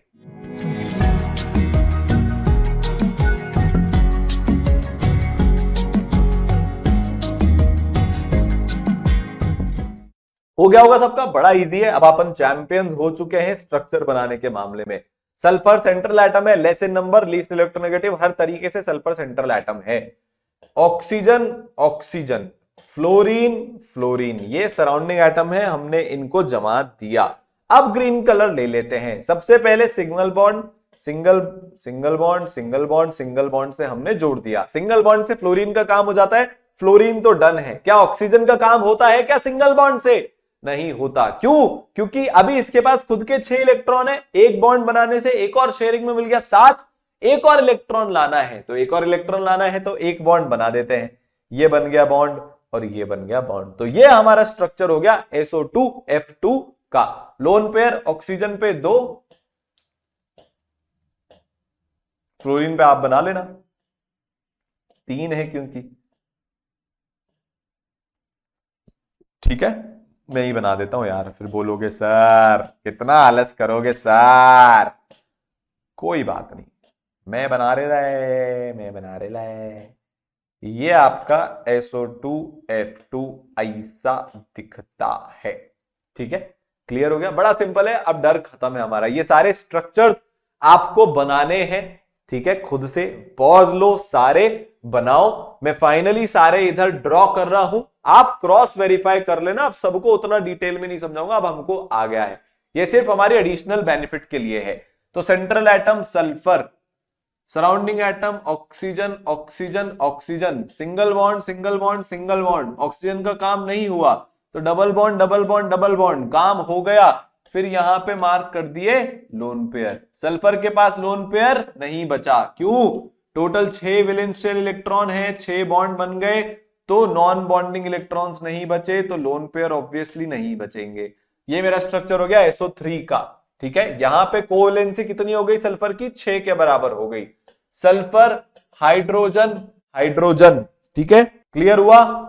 सिंगल बॉन्ड हाइड्रोजन का काम हो गया। सल्फर के पास वैलेंस शेल में कितने इलेक्ट्रॉन होते हैं? 6 इलेक्ट्रॉन। बॉन्डिंग में कितने गए? एक इधर एक इधर, एक सिंगल बॉन्ड में 1 इलेक्ट्रॉन जाता है, डबल बॉन्ड में 2 इलेक्ट्रॉन शेयरिंग में जाते हैं, ट्रिपल बॉन्ड में 3 इलेक्ट्रॉन शेयरिंग में जाते हैं। तो यहां पे कितना इलेक्ट्रॉन शेयरिंग में गया? 1 इलेक्ट्रॉन। एक और इलेक्ट्रॉन इधर, तो टोटल 2। सल्फर के पास टोटल इलेक्ट्रॉन कितने बचे? 6, मतलब 4 इलेक्ट्रॉन नॉन बॉन्डिंग है। 4 इलेक्ट्रॉन क्या है? नॉन बॉन्डिंग है। अगर 4 इलेक्ट्रॉन नॉन बॉन्डिंग है तो वो लोन पेयर की तरह से रह रहे होंगे। तो इस केस में सल्फर के पास लोन पेयर कितने हो गए? 2 लोन पेयर। ठीक है, और कोवैलेंसी कितनी हो गई? 2 के जितनी हो गई। तो यहां पे कोवैलेंसी 6, यहां पे कोवैलेंसी 2। NH3, चलिए, नाइट्रोजन हाइड्रोजन हाइड्रोजन हाइड्रोजन और एक लोन पेयर, ये इसका स्ट्रक्चर होता है। नाइट्रोजन ऑब्वियसली सेंट्रल एटम है, लेस इन नंबर है, 3 हाइड्रोजन बनाए, सिंगल बॉन्ड से ज्वाइन किया, सेंट्रल एटम के ऊपर लोन पेयर था तो उसको मार्क कर दिया। HClO4, हाइड्रोजन और क्लोरीन। अब ये अच्छा एग्जांपल है, क्लोरीन की इलेक्ट्रोनेगेटिविटी हाइड्रोजन से ज्यादा होती है, बट मैंने आपको पहले ही बता दिया था हाइड्रोजन एलिजिबल बैचलर नहीं है, हाइड्रोजन सेंट्रल एटम नहीं बन सकता। तो फिर सेंट्रल एटम कौन बनेगा? क्लोरीन बनेगा। क्लोरीन बन गया सेंट्रल एटम हमारा। ठीक है ना? क्लोरीन बन गया सेंट्रल एटम हमारा। अब यार ये बहुत अच्छा केस है, इसको अपन डिटेल में डिस्कस करेंगे, ये मोस्टली बच्चों से नहीं बना होगा। ठीक है, अब हम हाइड्रोजन ऑक्सीजन ऑक्सीजन ऑक्सीजन और एक और ऑक्सीजन को बना देते हैं, सिंगल बॉन्ड से इसको जोड़ देते हैं। सिंगल बॉन्ड से इसको क्या करते हैं? जोड़ देते हैं। जोड़ दिया साहब। फिर ऑक्टेट कंप्लीट करने के लिए डबल बॉन्ड हम बना देते हैं, बना दिया। तो ये इसका स्ट्रक्चर हो गया गलत। ठीक है, एक चीज जो यहां पे सिखाने के लिए मैंने आपको ये स्ट्रक्चर लिया था, वो ये लिया था कि क्लोरीन के पास टोटल मिला के 7 इलेक्ट्रॉन है बॉन्डिंग करने के लिए। यहां पे अगर आप देखोगे तो कितने बॉन्ड बन गए? 1 2 3 4 5 6 7 8 और 9। तो वो 9 बॉन्ड नहीं बना सकता। जितने इलेक्ट्रॉन्स हैं मैक्सिमम उतने ही बॉन्ड बनेंगे। ठीक है, तो ऐसे अपनी मर्जी से बॉन्ड्स बनाते हुए मत चलना। ये एक नई चीज है जो हमको समझनी है, और वो ये है कि यार जितने इलेक्ट्रॉन्स हैं उससे ज्यादा बॉन्ड आप नहीं बना सकते। यार बॉन्ड में जाता क्या है? एक बॉन्ड में 1 इलेक्ट्रॉन शेयरिंग में जाता है। यहां पे आपने 9 इलेक्ट्रॉन शेयरिंग में डाल दिए, 9 इलेक्ट्रॉन है ही नहीं क्लोरीन के पास, कहां से लाएगा वो 9 इलेक्ट्रॉन? वैलेंस शेल में जितने इलेक्ट्रॉन है मैक्सिमम उतने ही बॉन्ड मैं बना सकता हूं। तो मेरे पास वैलेंस शेल में कितने इलेक्ट्रॉन है भैया? सिर्फ 7। तो इसका जो एक्चुअल स्ट्रक्चर होता है, जो हम बाद में सीखेंगे ऑक्सी एसिड्स के अंदर, पर वो मैं आपको सिर्फ सिखाने के लिए यहां पे ये चीज बताने के लिए लेके आया हूं। इसका स्ट्रक्चर ऐसा होता है। यहां पे एक्चुअली हाइड्रोजन क्लोरीन से जुड़ा हुआ नहीं है, हाइड्रोजन एक ऑक्सीजन से जुड़ा हुआ है। दिस इज एन एसिड जिसमें एक OH ग्रुप है। ठीक है, क्लियर हुआ? तो HClO4 का स्ट्रक्चर ऐसा दिखता है ना? पक्का है ना? ये स्ट्रक्चर कैसे बना, ये आपको अभी नहीं भी समझ में आया तो कोई दिक्कत नहीं है, बस हमको यहां पे ये सीखना था कि भैया अगर 7 इलेक्ट्रॉन है ना वैलेंस शेल में, तो मैक्सिमम 7 ही बॉन्ड्स आप बना सकते हो, उससे ज्यादा बॉन्ड्स आप नहीं बना सकते। आगे चले, कोऑर्डिनेट और डेटिव बॉन्ड सीख लेते हैं। भाई हमने दो पॉसिबल केसेस देखे थे, एक केस तो था इक्वल शेयरिंग का, या तो आप इक्वल शेयरिंग कर लो, तो इक्वल शेयरिंग करने से कोवेलेंट बॉन्ड बना था, मतलब दोनों पार्टीज जिनमें आपस में बॉन्ड बन रहा है, जिसमें आपस में रिश्ता बन रहा है, वो इक्वल कंट्रीब्यूशन कर रहे हैं, 50 रुपए तू दे 50 रुपए मैं दूं। यहां पे जैसे नए नए प्यार में होता है, एक पार्टी ज्यादा शेयरिंग करती है, दूसरी पार्टी कम शेयरिंग करती है, तो अगर अनइक्वल शेयरिंग हो रही है तो डेटिव बॉन्ड और कोऑर्डिनेट बॉन्ड बन जाता है। 100 रुपए है तो वो एक ही जने ने दे दिए दूसरे को, अरे तू पे मत कर, मैं हूं ना। इस चक्कर में जेब खाली होती जाती है, गिनते रहते हैं इतने से बचे इतने से बचे इतने से बचे, पर डूड बनना है तो खर्चा कर देते है ना। इक्वल शेयरिंग होनी चाहिए, बट कई बार ऐसी सिचुएशन आ जाती है कि हम इक्वल शेयरिंग नहीं कर पाते, अनइक्वल शेयरिंग करनी पड़ती है, उसको बोलते हैं कोऑर्डिनेट या डेटिव बॉन्ड। ठीक है, जैसे NH4+, ये बड़ा अच्छा एग्जांपल है NH4+ का, है ना। अब इसमें क्या हो रहा है इसको हम देखते हैं। मेरे पास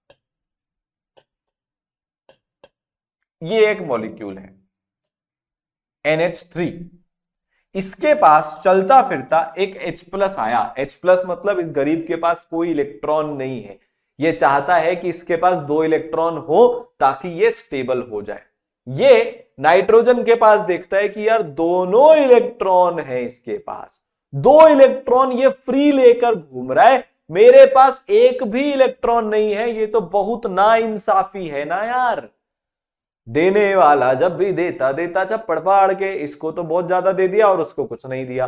तो ये H+ इस नाइट्रोजन से रिक्वेस्ट करता है कि क्या आप मेरे को ये दोनों इलेक्ट्रॉन्स दान में दे सकते हो क्या, ताकि हम बॉन्ड बना लें। तो ये बोलता है ठीक है भाई आजा ले ले।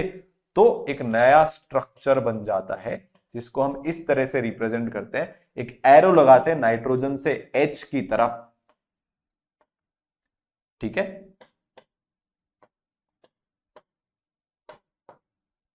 और इस पूरे मॉलिक्यूल पे आ जाता है एक पॉजिटिव चार्ज। तो ये जो एरो लगाया है इसका मतलब नाइट्रोजन ने इसके बॉन्ड के जो दोनों इलेक्ट्रॉन्स हैं वो कंट्रीब्यूट किए हैं, और जो H पे प्लस था वो अब पूरे मॉलिक्यूल पे आ जाएगा। प्लस चार्ज गायब नहीं होएगा, जो प्लस चार्ज था वो प्लस चार्ज रहेगा ओवरऑल, क्योंकि यहां पे कोई नेगेटिव चार्ज नहीं ना कि नेगेटिव पॉजिटिव मिलकर न्यूट्रल हो जाए।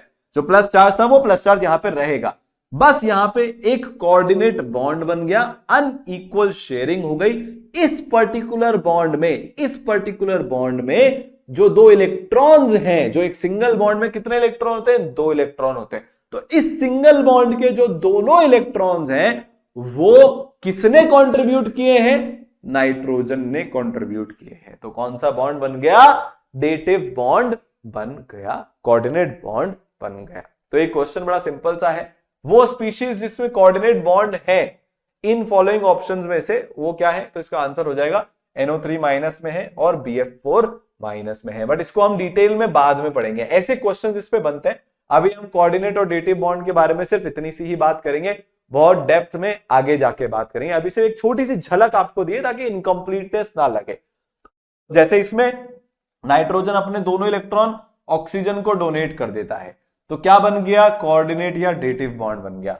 इस पर्टिकुलर केस में फ्लोरीन माइनस अपने 2 इलेक्ट्रॉन बोरोन को डोनेट कर देता है, फ्लोरीन माइनस अपने 2 इलेक्ट्रॉन बोरोन को डोनेट कर देता है, तो यहां पे क्या बन गया, यहां पे भी बन गया एक कोऑर्डिनेट बॉन्ड। ठीक है, NO2- का स्ट्रक्चर कैसा होता है, NO2- का स्ट्रक्चर ऐसा होता है। तो यहां पे तो इक्वल शेयरिंग हो रही है, यहां पे एक एक इलेक्ट्रॉन दोनों ने शेयर किया, यहां पे 2 इलेक्ट्रॉन दोनों ने शेयर किए। CO2-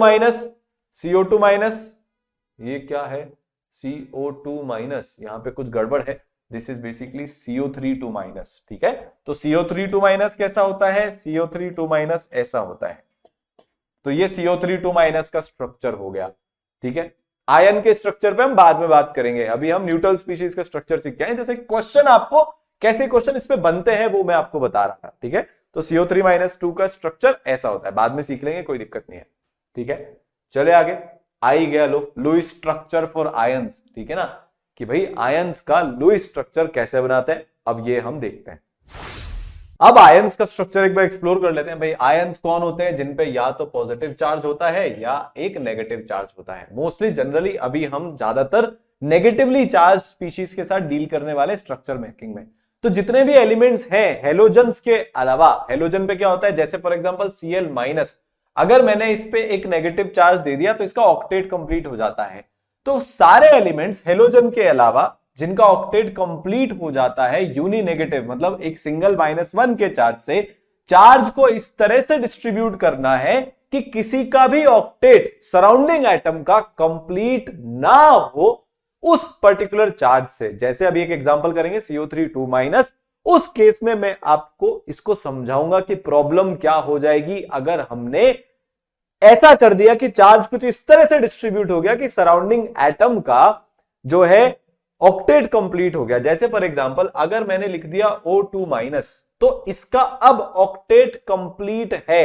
ये मैक्सिमम कितने इलेक्ट्रॉन्स अपने पास रख सकता है, 8 इलेक्ट्रॉन्स रख सकता है। तो अब ये जो O2- है ये बॉन्डिंग में नहीं जा पाएगा क्योंकि इसके पास बॉन्ड करने के लिए इलेक्ट्रॉन्स नहीं है। आई बात समझ में? तो हमको इस चीज का ध्यान रखना है कि हेलोजन्स के अलावा हम सराउंडिंग एटम को जब चार्ज असाइन कर रहे हैं तो इस तरीके से करें कि उनका ऑक्टेट कंप्लीट ना हो। उनका क्या कंप्लीट ना हो, उनका ऑक्टेट कंप्लीट ना हो, ठीक है। आगे चले, ठीक है। हेलोजन के केस में क्या होता है कि वो खुद को सेंट्रल एटम से इस तरह से अटैच कर लेता है कि फिर वो अनइक्वल शेयरिंग कर लेता है। वो क्या कर लेता है, वो अनइक्वल शेयरिंग कर लेता है। जैसे BF4-, तो BF3 जो है, BF3, ठीक है, BF3, अगर अब मैं इस पे एक F- को भी लेकर आऊं तो F- की क्या स्थिति है, F- मतलब क्या हो गया, फ्लोरीन के पास पहले से 7 इलेक्ट्रॉन्स होते हैं। कितने इलेक्ट्रॉन्स होते हैं, 7 इलेक्ट्रॉन्स होते हैं। F- चार्ज का मतलब हमने एक एक्स्ट्रा इलेक्ट्रॉन दे दिया, तो इसके पास कितने इलेक्ट्रॉन्स हो गए F- के पास, इसके पास हो गए टोटल मिला के 8 इलेक्ट्रॉन्स, ठीक है। कितने इलेक्ट्रॉन्स हो गए इसके पास, टोटल मिला के 8 इलेक्ट्रॉन्स हो गए, मतलब 4 लोन पेयर हो गए। तो ये एक लोन पेयर इसको कोऑर्डिनेट बॉन्ड के थ्रू डोनेट कर देगा और पूरा मॉलिक्यूल बन जाएगा BF4-। तो पहले फ्लोरीन पे नेगेटिव चार्ज था, पर जब बॉन्डिंग हो जाती है तो पूरे मॉलिक्यूल पे एक नेगेटिव चार्ज आ जाता है। तो अब हम इसको बोलेंगे BF4-, जहां पे 3 फ्लोरीन तो कोवेलेंट बॉन्ड बना के रह रहे हैं और एक फ्लोरीन माइनस ने एक कोऑर्डिनेट या डेटिव बॉन्ड बनाया है। तो अब हेलोजन के अलावा केस देख लेते हैं। 2 केस हम देखेंगे, एक तो CO3-2- का केस है। अब देखो, कार्बन, ऑक्सीजन, ऑक्सीजन, ठीक है। सबसे पहले सेंट्रल एटम आइडेंटिफाई किया, कर लिया, एक और ऑक्सीजन है तो 3 ऑक्सीजन हो गए। 2- का हमको चार्ज देना है। अगर हमने एक ऑक्सीजन पे 2- का चार्ज दे दिया तो इसका ऑक्टेट कंप्लीट हो जाएगा। अब ये बॉन्ड और नहीं बना सकता है, तो फिर ये मॉलिक्यूल नहीं बनेगा। फिर तो हम क्या करेंगे, डबल बॉन्ड और डबल बॉन्ड से इसको कर देंगे।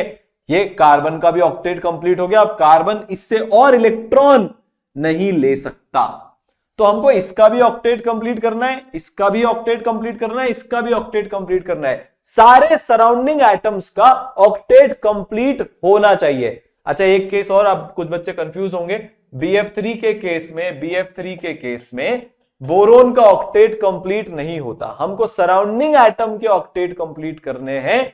सेंट्रल एटम का अगर ऑक्टेट कंप्लीट नहीं भी होता और आपसे मॉलिक्यूल दिया गया है बनाने के लिए, तो आपको इस तरीके से उसका स्ट्रक्चर बनाना है। सराउंडिंग एटम का ऑक्टेट कंप्लीट करना ये नेसेसरी है। सेंट्रल एटम के केस में कोई बात नहीं। ये स्पेशल मॉलिक्यूल्स होते हैं जिसमें सेंट्रल एटम का ऑक्टेट कंप्लीट नहीं होता, उनको हम बाद में देखेंगे। वापस आते हैं CO3-2- के केस में। तो आपको समझ में आया मैं ये स्ट्रक्चर क्यों नहीं बना सकता? यार भाई बहुत सिंपल है। और बहनों, अगर यहां पे मैंने इसको 2- का चार्ज दे दिया तो ये तो बॉन्डिंग करेगा ही नहीं, तो ये इसके साथ अटैच्ड ही नहीं है, तो ये मॉलिक्यूल गलत हो गया, बन ही नहीं सकता। बाकी दोनों ऑक्सीजन डबल बॉन्ड बना लेंगे, CO2 हो जाएगा और O2- हो जाएगा, पर हमको तो ये मॉलिक्यूल बनाना है। तो हम क्या करेंगे यहां पे, हम क्या करेंगे कि instead of giving 2 minus charge to 1 oxygen, हम क्या करेंगे, हम माइनस चार्ज एक ऑक्सीजन को देंगे 1 माइनस, और 1 माइनस हम दूसरे ऑक्सीजन को देंगे। अब यहां पे क्या स्थिति बनती है इसको देखते हैं, यहां पे अब क्या स्थिति बन रही है इसको देख रहे हैं। सबसे पहले मॉलिक्यूल बनाने के लिए सबको सिंगल बॉन्ड से अटैच कर दो, सिंगल बॉन्ड से अटैच कर दिया सेंट्रल एटम और सराउंडिंग एटम को। अब हम इसकी नंबरिंग कर लेते हैं, ऑक्सीजन 1, ऑक्सीजन 2, ऑक्सीजन 3। क्या ऑक्सीजन 1 का ऑक्टेट कंप्लीट है क्या? आपको अपना दिमाग लगाना है। यहां पे इसके पास एक माइनस चार्ज का मतलब एक इलेक्ट्रॉन का होना, तो क्या इस ऑक्सीजन का ऑक्टेट कंप्लीट है क्या? आंसर है यस। क्यों? देखो, ये मेरा ऑक्सीजन का एटम है, ठीक है, ऑक्सीजन का एटम मतलब 1s2 2s2 2p4, ठीक है, तो 2s2 ये 2p4 मैंने क्या बना दिया, अब इसको ऑक्सीजन का नेगेटिव आयन मतलब O माइनस, इसका मतलब मैंने उसको एक इलेक्ट्रॉन और दिया, तो ये मेरा हो गया O माइनस आयन। कितने इलेक्ट्रॉन्स हो गए O माइनस आयन में? 7 इलेक्ट्रॉन। एक बॉन्ड बन गया कार्बन के साथ, एक बॉन्ड मतलब एक और इलेक्ट्रॉन यहां पे आ गया, एक और इलेक्ट्रॉन आ गया, उसको अपन अलग कलर से कर देते हैं ताकि कंफ्यूजन ना हो। तो क्या इसका ऑक्टेट कंप्लीट हो गया क्या? बिल्कुल हो गया। तो जो येलो वाले इलेक्ट्रॉन्स हैं वो एक न्यूट्रल ऑक्सीजन एटम के इलेक्ट्रॉन्स हैं। जो ब्लू वाला इलेक्ट्रॉन है वो इलेक्ट्रॉन है जो हमने एक्स्ट्रा दिया है नेगेटिव चार्ज बना के, और जो ग्रीन वाला इलेक्ट्रॉन है वो वाला इलेक्ट्रॉन है जो कार्बन के साथ एक सिंगल बॉन्ड बनाने से आया है, ठीक है। तो ऑक्सीजन 2 का भी ऑक्टेट कंप्लीट है। सिमिलर तरीके से ऑक्सीजन 3 का ऑक्टेट कंप्लीट है क्या? नहीं। अगर न्यूट्रल ऑक्सीजन एटम है तो उसका ऑक्टेट कंप्लीट करने के लिए हमको 2 बॉन्ड बनाने पड़ते हैं, तो यहां पे हम डबल बॉन्ड बना देंगे। डबल बॉन्ड जैसे ही हमने बनाए तो कार्बन के पास 4 इलेक्ट्रॉन होते हैं बॉन्डिंग करने के लिए, उसने कर लिया, पूरा मॉलिक्यूल सेटल डाउन हो गया। 2 माइनस का चार्ज आना चाहिए था, 1 माइनस इधर 1 माइनस इधर, हमारा काम हो गया, ठीक है। एक और मॉलिक्यूल हम बना के देख सकते हैं, NO2 माइनस, ठीक है। इसको आपको बनाना है, बनाओ जैसा मैंने बताया था, ये सिंपल केस है, सारे स्टेप्स वही हैं, ठीक है। अब एक और क्वेश्चन का मैं आंसर कर देता हूं, सर माइनस चार्ज कार्बन पे क्यों नहीं रखा? ज्यादा इलेक्ट्रोनेगेटिव एटम पे माइनस चार्ज रखते हैं जनरली, ठीक है। जो ज्यादा इलेक्ट्रोनेगेटिव होगा, जिसको ज्यादा इलेक्ट्रॉन्स पसंद है मॉलिक्यूल में, चार्ज भी उसी के ऊपर आएगा। तो किसके ऊपर चार्ज आएगा NO2 माइनस में? ऑक्सीजन के ऊपर। अब बनाओ, मैंने आपको हिंट दे दिया, फिर अपन मिलते हैं।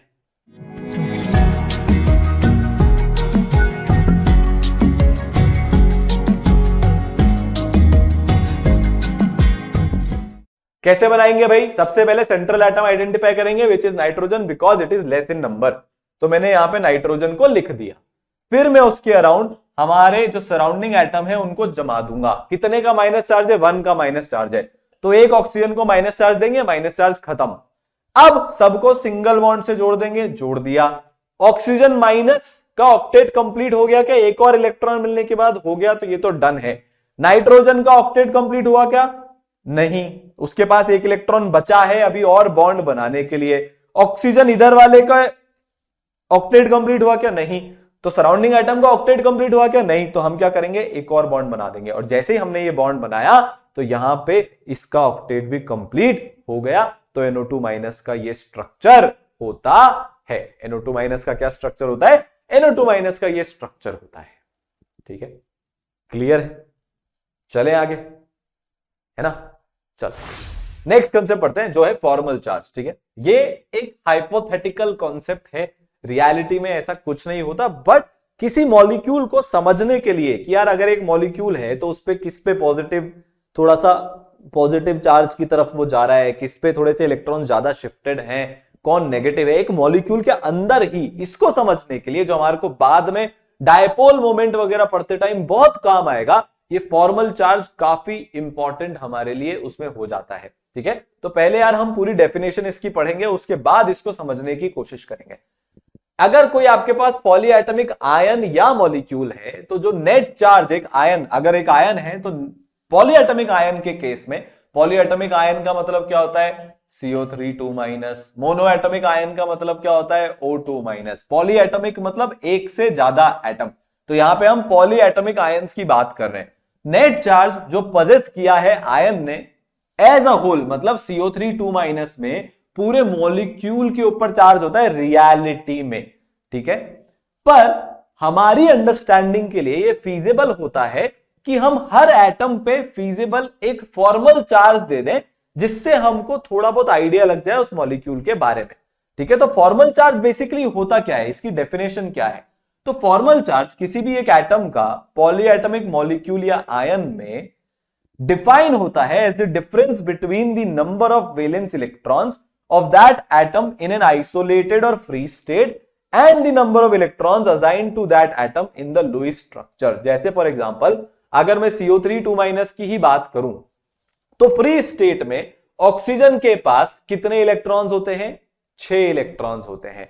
बट CO3 2- में जो ऑक्सीजन है, ये वाला जो ऑक्सीजन है और ये वाला जो ऑक्सीजन है, इनके पास कितने इलेक्ट्रॉन्स हैं, 7 इलेक्ट्रॉन्स हैं। शेयरिंग के बाद नहीं, ऐसे इस पर्टिकुलर एटम के पास कितने इलेक्ट्रॉन है, 7। तो इसका फॉर्मल चार्ज कितना हो जाएगा, -1 के जितना। तो जब हम फॉर्मल चार्ज असाइन करते हैं तो हमको यह समझ में आ जाता है कि यार ओवरऑल इलेक्ट्रॉन्स कैसे डिस्ट्रीब्यूटेड हैं एक पूरे मॉलिक्यूल के अंदर। तो इसका एक फॉर्मूला होता है कैलकुलेट करने का, ठीक है। तो फॉर्मूला क्या होता है भाई कैलकुलेट करने का, फॉर्मल चार्ज किसी भी एटम पे एक लुईस स्ट्रक्चर के अंदर बराबर होता है total number of valence electrons in the free atom. जैसे ऑक्सीजन के पास 6, नाइट्रोजन के पास 5, फ्लोरीन के पास 7, कार्बन के पास 4, है ना, minus total number of non bonding electrons. तो लोन पेयर के इलेक्ट्रॉन्स, जैसे नाइट्रोजन के पास एक लोन पेयर है तो 2 इलेक्ट्रॉन्स है, तो काउंटिंग कितनी होगी, 2। यहां पे इलेक्ट्रॉन्स काउंट करने हैं, लोन पेयर काउंट नहीं करना। अभी एग्जांपल से करेंगे तो समझ में आ जाएगा। -½ into total number of bonding या शेयर्ड इलेक्ट्रॉन्स। तो टोटल नंबर इलेक्ट्रॉन्स जो शेयर हो रहे हैं उसको हाफ से मल्टीप्लाई करना है। तो आपके पास एक आइसोलेटेड एटम में इलेक्ट्रॉन्स कितने थे, माइनस, लोन पेयर इलेक्ट्रॉन्स कितने हैं, -½ इंटू टोटल शेयर्ड इलेक्ट्रॉन्स आपके पास कितने हैं। जैसे फॉर एग्जांपल ओजोन का अगर हम निकालें तो ओजोन का कुछ ऐसा स्ट्रक्चर होता है, ठीक है। तो ओजोन के लिए अगर हम कैलकुलेशन करें ऑक्सीजन नंबर 1 के लिए, तो भाई total number of valence electrons कितने होते हैं फ्री एटम में, 6 के बराबर। लोन पेयर कितने दिख रहे हैं, 2, तो -2। टोटल शेयर्ड इलेक्ट्रॉन्स कितने हैं, एक बॉन्ड में 2 इलेक्ट्रॉन्स होते हैं, टोटल कितने बॉन्ड बने हुए, 3। तो टोटल कितने शेयर्ड इलेक्ट्रॉन्स हो जाएंगे, 3 इंटू 2 6, तो 6 - 2 -½ into total number of bonding shared electrons, तो -½ इंटू 6, तो +1। तो इसके ऊपर फॉर्मल चार्ज आ जाएगा +1 का, मतलब वो आना भी चाहिए क्योंकि इसने अपने इलेक्ट्रॉन्स डोनेट कर दिए हैं सामने वाले ऑक्सीजन को। तो सॉर्ट ऑफ कुछ ऐसा है कि इस वाले इलेक्ट्रॉन्स, ये वाले जो इलेक्ट्रॉन्स हैं ये इस वाले ऑक्सीजन के पास चले गए, तो फॉर्मल चार्ज +1 का आ जाएगा। सर क्या एक्चुअली में इस पे +1 का चार्ज है, नहीं, ये मॉलिक्यूल न्यूट्रल है, इस पे एक्चुअली में +1 का चार्ज नहीं है। बट जस्ट एक थोड़ी और बेटर अंडरस्टैंडिंग ऑफ मॉलिक्यूल के लिए कि कौन डोनेट कर रहा है, कौन डोनर है, कौन रिसीव कर रहा है, वो जानने के लिए फॉर्मल चार्ज इंपॉर्टेंट है। तो अगर मैं O3 को बाहर से देखूंगा तो मेरे को यह नहीं पता चलेगा कि यार सेंटर वाला ऑक्सीजन डोनेट कर रहा है थर्ड वाले ऑक्सीजन को। बट जब मैं फॉर्मल चार्ज असाइन कर दूंगा तो चार्जेस की मदद से मेरे को समझ में आ जाएगा कि डोनेशन किसने किया और रिसीव किसने किया। ठीक है, क्लियर है ना। तो वापस से इसको एक बार कैलकुलेट करते हैं। देखो ऑक्सीजन 1 के लिए आइसोलेटेड स्टेट में वैलेंस शेल इलेक्ट्रॉन्स कितने होते हैं, 6। लोन पेयर कितने दिख रहे हैं, एक लोन पेयर में कितने इलेक्ट्रॉन्स, 2, तो -2 -½ कितने, हाफ को किससे मल्टीप्लाई करना है, जो शेयर्ड इलेक्ट्रॉन्स है उनसे। एक बॉन्ड में कितने इलेक्ट्रॉन होते हैं, 2 इलेक्ट्रॉन होते हैं। कितने बॉन्ड है, 3, तो ½ इंटू 6। 3 से 6 कैसे हो गया सर, अबे 3 बॉन्ड है और हर बॉन्ड में 2 इलेक्ट्रॉन, तो 3 इंटू 2 6, तो मेरा फॉर्मल चार्ज आएगा +1 का। ऑक्सीजन 2 पे अगर मैं निकालूं तो 6, 4 इलेक्ट्रॉन्स यहां पे लोन पेयर की फॉर्म में -4, और टोटल कितने इलेक्ट्रॉन शेयर हो रहे हैं, 2 बॉन्ड यहां पे हैं, तो ½ इंटू 4, तो 6 - 4 - 2 विच इज इक्वल टू 0। तो ये ना तो ले रहा है ना दे रहा है, इक्वल शेयरिंग कर रहा है, तो इस पे फॉर्मल चार्ज आ गया 0 का।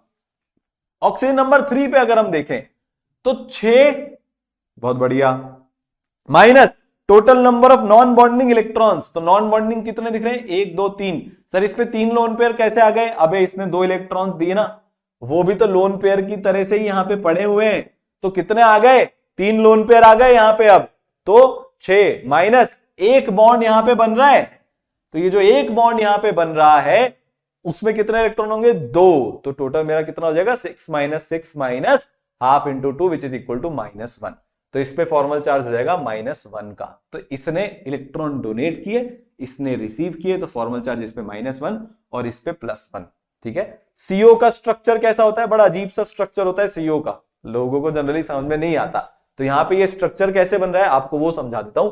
सबसे पहले कार्बन, सीओ का, एक सेकेंड, हाँ, तो सबसे पहले कार्बन और ऑक्सीजन डबल बॉन्ड बना लेते हैं। जैसे ही इन्होंने डबल बॉन्ड बनाया, ऑक्सीजन के पास क्या है, लोन पेयर। कार्बन चिल्लाना शुरू कर देता है कि अबे तेरे तो ऑक्टेट कंप्लीट हो गया, मेरा तो देख, मेरे पास तो अभी भी एक वेकेंट ऑर्बिटल पड़ा है, मैं क्या करूं, मेरा ऑक्टेट कैसे कंप्लीट होगा। ऑक्सीजन बोलता है चल तू चिंता मत कर, मैं तेरे को एक पीछे के रास्ते से मेरा लोन पेयर डोनेट कर देता हूं, वो जो आपको यहां पे कोऑर्डिनेट बॉन्ड दिख रहा है, तो तेरा भी ऑक्टेट कंप्लीट हो जाएगा। समझ में आई बात। और जब भी कोऑर्डिनेट बॉन्ड बनता है तो लोन पेयर जिसको डोनेशन किया जा रहा है उस पे आ जाता है। तो इस केस में ऑक्सीजन से लोन पेयर हटके कार्बन पे चला जाएगा। लोन पेयर क्या होता है, जिसको डोनेशन हो रहा है, जो रिसीवर है, जो सामने वाला है, उस पे लोन पेयर आ जाता है, और जिसने डोनेट किया है उससे लोन पेयर हट जाता है। ठीक है। तो यहां पे हुआ क्या, फाइनली ऐसा कुछ स्ट्रक्चर बना, कार्बन पे एक लोन पेयर है, ऑक्सीजन पे भी एक लोन पेयर है, टोटल इनके बीच में 3 बॉन्ड बने, मतलब 6 इलेक्ट्रॉन्स शेयर हो रहे हैं। तो अगर अब मैं कार्बन के ऊपर फॉर्मल चार्ज निकालूंगा तो आइसोलेटेड स्टेट में कितने इलेक्ट्रॉन्स होते हैं, इसके पास 4। ठीक है। माइनस कितने लोन पेयर हैं इसके ऊपर, 1, तो इलेक्ट्रॉन्स 2, टोटल कितने इलेक्ट्रॉन्स यहां पे शेयर हो गए, 6, तो माइनस हाफ इंटू 6, तो -1 का फॉर्मल चार्ज आ गया। ऑक्सीजन पे नेचुरली +1 का फॉर्मल चार्ज आ जाएगा। फॉर्मल चार्ज का जो सम होता है वो हमेशा उस पर्टिकुलर मॉलिक्यूल या आयन पे जितना चार्ज है उसके बराबर होता है। ठीक है। तो यहां पे ऑक्सीजन पे अगर मैं कैलकुलेट करूंगा तो 6, लोन पेयर के 2 इलेक्ट्रॉन तो 2, टोटल इलेक्ट्रॉन्स हो रहे हैं शेयर 6, तो हाफ इंटू 6 3, तो 6 - 2 -3 विच इज इक्वल टू +1। ठीक है। इतना सा ही छोटा मोटा सा ही कंसेप्ट है, कुछ बहुत ज्यादा चिंता करने की इसमें ऐसे जरूरत नहीं है, कहीं नहीं पूछा जाएगा, बट हाँ एक ओवरऑल पिक्चर बनाने के लिए कॉन्सेप्ट ठीक रहता है। ठीक है। आगे चलें। अब कुछ एक डेफिनेशंस हैं जिनको हम जल्दी जल्दी निकाल देंगे, जो हमारे सामने बार बार आएगी। पहली डेफिनेशन बॉन्ड लेंथ, ये हमने एकदम शुरुआत में देखी थी कि अगर 2 हाइड्रोजन फॉर एग्जांपल बॉन्डिंग कर रहे हैं, ये मेरे अगर 2 हाइड्रोजन के एटम है, या मेरे 2 हाइड्रोजन के एटम है, तो इनके न्यूक्लियस के बीच का डिस्टेंस जो होता है, 2 बॉन्डेड एटम के बीच का डिस्टेंस, उसको बोलते हैं बॉन्ड लेंथ। इसको हम शॉर्ट में BL से डिनोट करेंगे। ये डेफिनेशन लिखने की आपको सिर्फ एक बार जरूरत है, आगे अगर कहीं भी डेफिनेशन आए तो डेफिनेशन मत लिखना, वरना आपके नोट्स बहुत बड़े बन जाएंगे। और आज के बाद जब भी बॉन्ड लेंथ लिखो BL करके लिखना, पूरा बॉन्ड लेंथ मत लिखना, तो नोट्स छोटे बनेंगे। ठीक है। अगली टर्म क्या हो गई, बॉन्ड एंगल। क्या एंगल है बॉन्ड्स के बीच में जिनमें बॉन्डिंग इलेक्ट्रॉन पेयर्स हैं। जैसे फॉर एग्जांपल अगर मैं पानी की बात करूं तो पानी के बीच में 104 डिग्री का एंगल होता है करीब करीब। जो ये वाला एंगल है ना, हाइड्रोजन ऑक्सीजन हाइड्रोजन का जो एक्चुअल एंगल होता है एक मॉलिक्यूल के अंदर, वो 104 डिग्री के बराबर होता है। ठीक है। तो बॉन्डेड पेयर्स के बीच में क्या एंगल है उसको बॉन्ड एंगल बोला जाता है। इसको मैं शॉर्ट में आगे से लिखूंगा BA। ठीक है। इसको शॉर्ट में क्या लिखेंगे, BA लिखेंगे। बॉन्ड एंथैल्पी या एनर्जी, अगर जैसे फॉर एग्जांपल मेरे पास ये है, तो ट्रिपल बॉन्ड को तोड़ने में मेरे को जितनी एनर्जी लगेगी उसको मैं बोलूंगा bond energy of N2 molecule. अगर मेरे पास मान लो ये है, तो अब बॉन्ड एनर्जी कितनी हो जाएगी, उतनी एनर्जी जितनी मेरे को 1 मोल डबल बॉन्ड तोड़ने में लग रही है, वो मेरी क्या हो जाएगी, वो मेरी बॉन्ड एनर्जी हो जाएगी। अगर मेरे पास हाइड्रोजन मॉलिक्यूल है, अगर मेरे पास हाइड्रोजन मॉलिक्यूल है, तो 1 mole single bond of hydrogen hydrogen तोड़ने में मेरे को जितनी एनर्जी लग रही है वो मेरी हो जाएगी बॉन्ड एंथैल्पी या एनर्जी। एंथैल्पी और एनर्जी को हम इंटरचेंजेबली यूज कर लेते हैं। एक नई टर्म बॉन्ड ऑर्डर जो आपने अभी तक नहीं सुना है, जैसे फॉर एग्जांपल हाइड्रोजन और हाइड्रोजन के BO बॉन्ड ऑर्डर की अगर मैं बात करूं तो वो 1 हो जाएगा। ऑक्सीजन ऑक्सीजन की मैं बात करूं bond order which is equal to number of bonds between two atoms in a molecule, तो वो जाएगा 2 के बराबर। और अगर मैं नाइट्रोजन नाइट्रोजन की बात करूं तो 3 बॉन्ड यहां पे मेरे को दिख रहे हैं, तो मेरा बॉन्ड ऑर्डर हो जाएगा 3 के बराबर। ठीक है, तो ये एग्जांपल भी आप लिख सकते हो चाहो तो number of bonds between two atoms in a molecule is equal to bond order. ठीक है, ऑक्टेट रूल मैंने जैसे आपको बहुत बार अभी तक बता दिया गया है, सिर्फ ऑब्जर्वेशन बेस्ड रूल था। इसने भगवान बना दिया 8 इलेक्ट्रॉन्स के होने को। ठीक है, इसने बोला कि यार अगर आपके पास 8 इलेक्ट्रॉन्स हैं तो आप स्टेबल वैलेंस शेल में, और अगर 8 इलेक्ट्रॉन्स नहीं है तो आप अनस्टेबल। बहुत सारे मॉलिक्यूल्स ऐसे हैं जो बहुत स्टेबल होते हैं, जैसे BF3। इस पे अगर आप इसके कैलकुलेट करोगे इलेक्ट्रॉन्स को, बोरोन के इलेक्ट्रॉन्स को कैलकुलेट करोगे तो 1s2 2s2 2p1। ठीक है, फ्लोरीन ने 3 इलेक्ट्रॉन्स और दिए +3, तो वैलेंस शेल में कितने इलेक्ट्रॉन्स हो गए? 2 + 1 3 + 3, अभी भी 6 के बराबर ही हुए, 8 तो नहीं हुए, पर ये तो स्टेबल है। तो ऑक्टेट रूल की यहां से धज्जियां उड़नी शुरू हो गई। ठीक है, एक्सपैंडेड ऑक्टेट, ये इनकंप्लीट ऑक्टेट वाला है। SF6, S के पास खुद के +6 इलेक्ट्रॉन, मतलब 6 इलेक्ट्रॉन्स होते हैं सल्फर के पास वैलेंस शेल में ग्राउंड स्टेट में, फ्लोरीन उसको 6 और दे देता है, तो ये मिला के टोटल बराबर हो गए 12 के, तो 12 इलेक्ट्रॉन्स हो गए। अब ये 8 से ज्यादा है, तो ये स्टेबल क्यों है? बट ये स्टेबल होता है। ठीक है, कुछ कुछ ऐसे इलेक्ट्रॉन्स होते हैं जैसे NO2, इसके पास नाइट्रोजन पे टोटल कितने इलेक्ट्रॉन्स है भाई? 5 तो खुद के है ना, 5 तो इसके खुद के हो गए, उसके बाद एक ऑड इलेक्ट्रॉन होने के कारण अब ये 8 पे नहीं 7 पे रह जाता है, बट ये फिर भी स्टेबल होता है। ठीक है, तो यार बहुत सारे ऐसे एग्जांपल है, इनकी अलग अलग एक एक करके केस स्टडी अपन करेंगे। नोबल गैसेस भी रिएक्ट करती है भाई, लुइस के अकॉर्डिंग नोबल गैसेस मतलब भगवान, वो रिएक्ट नहीं कर सकती, बट ज़ीनॉन के इतने सारे मॉलिक्यूल्स हमको पता है। इसका मतलब कि हमको कोई भी रूल तब तक मानना चाहिए बस जब तक उसके एक लिमिटेड सेट ऑफ ऑब्जर्वेशन में वो काम करता है, बाकी असलियत तो फिजिक्स से ही पता चलती है। ठीक है, तो यार ये अब बच्चे बोलेंगे सर एक्सेप्शन बहुत आता है केमिस्ट्री में, मैं तो डे 1 से बोल रहा हूं ये थ्योरी सही नहीं है। उस टाइम पे लुइस और के टाइम पे बहुत लिमिटेड मॉलिक्यूल्स एग्जिस्ट करते थे, 1800 की बात है, लेट 1800 अर्ली 1900 की, तो उनसे जितनी साइंस डेवलप हुई उन्होंने कर दी, पर धीरे धीरे भी तो एक्सपेरिमेंटेशन से पता चलता है। ऐसे तो न्यूटन भी हमेशा सही नहीं थे यार।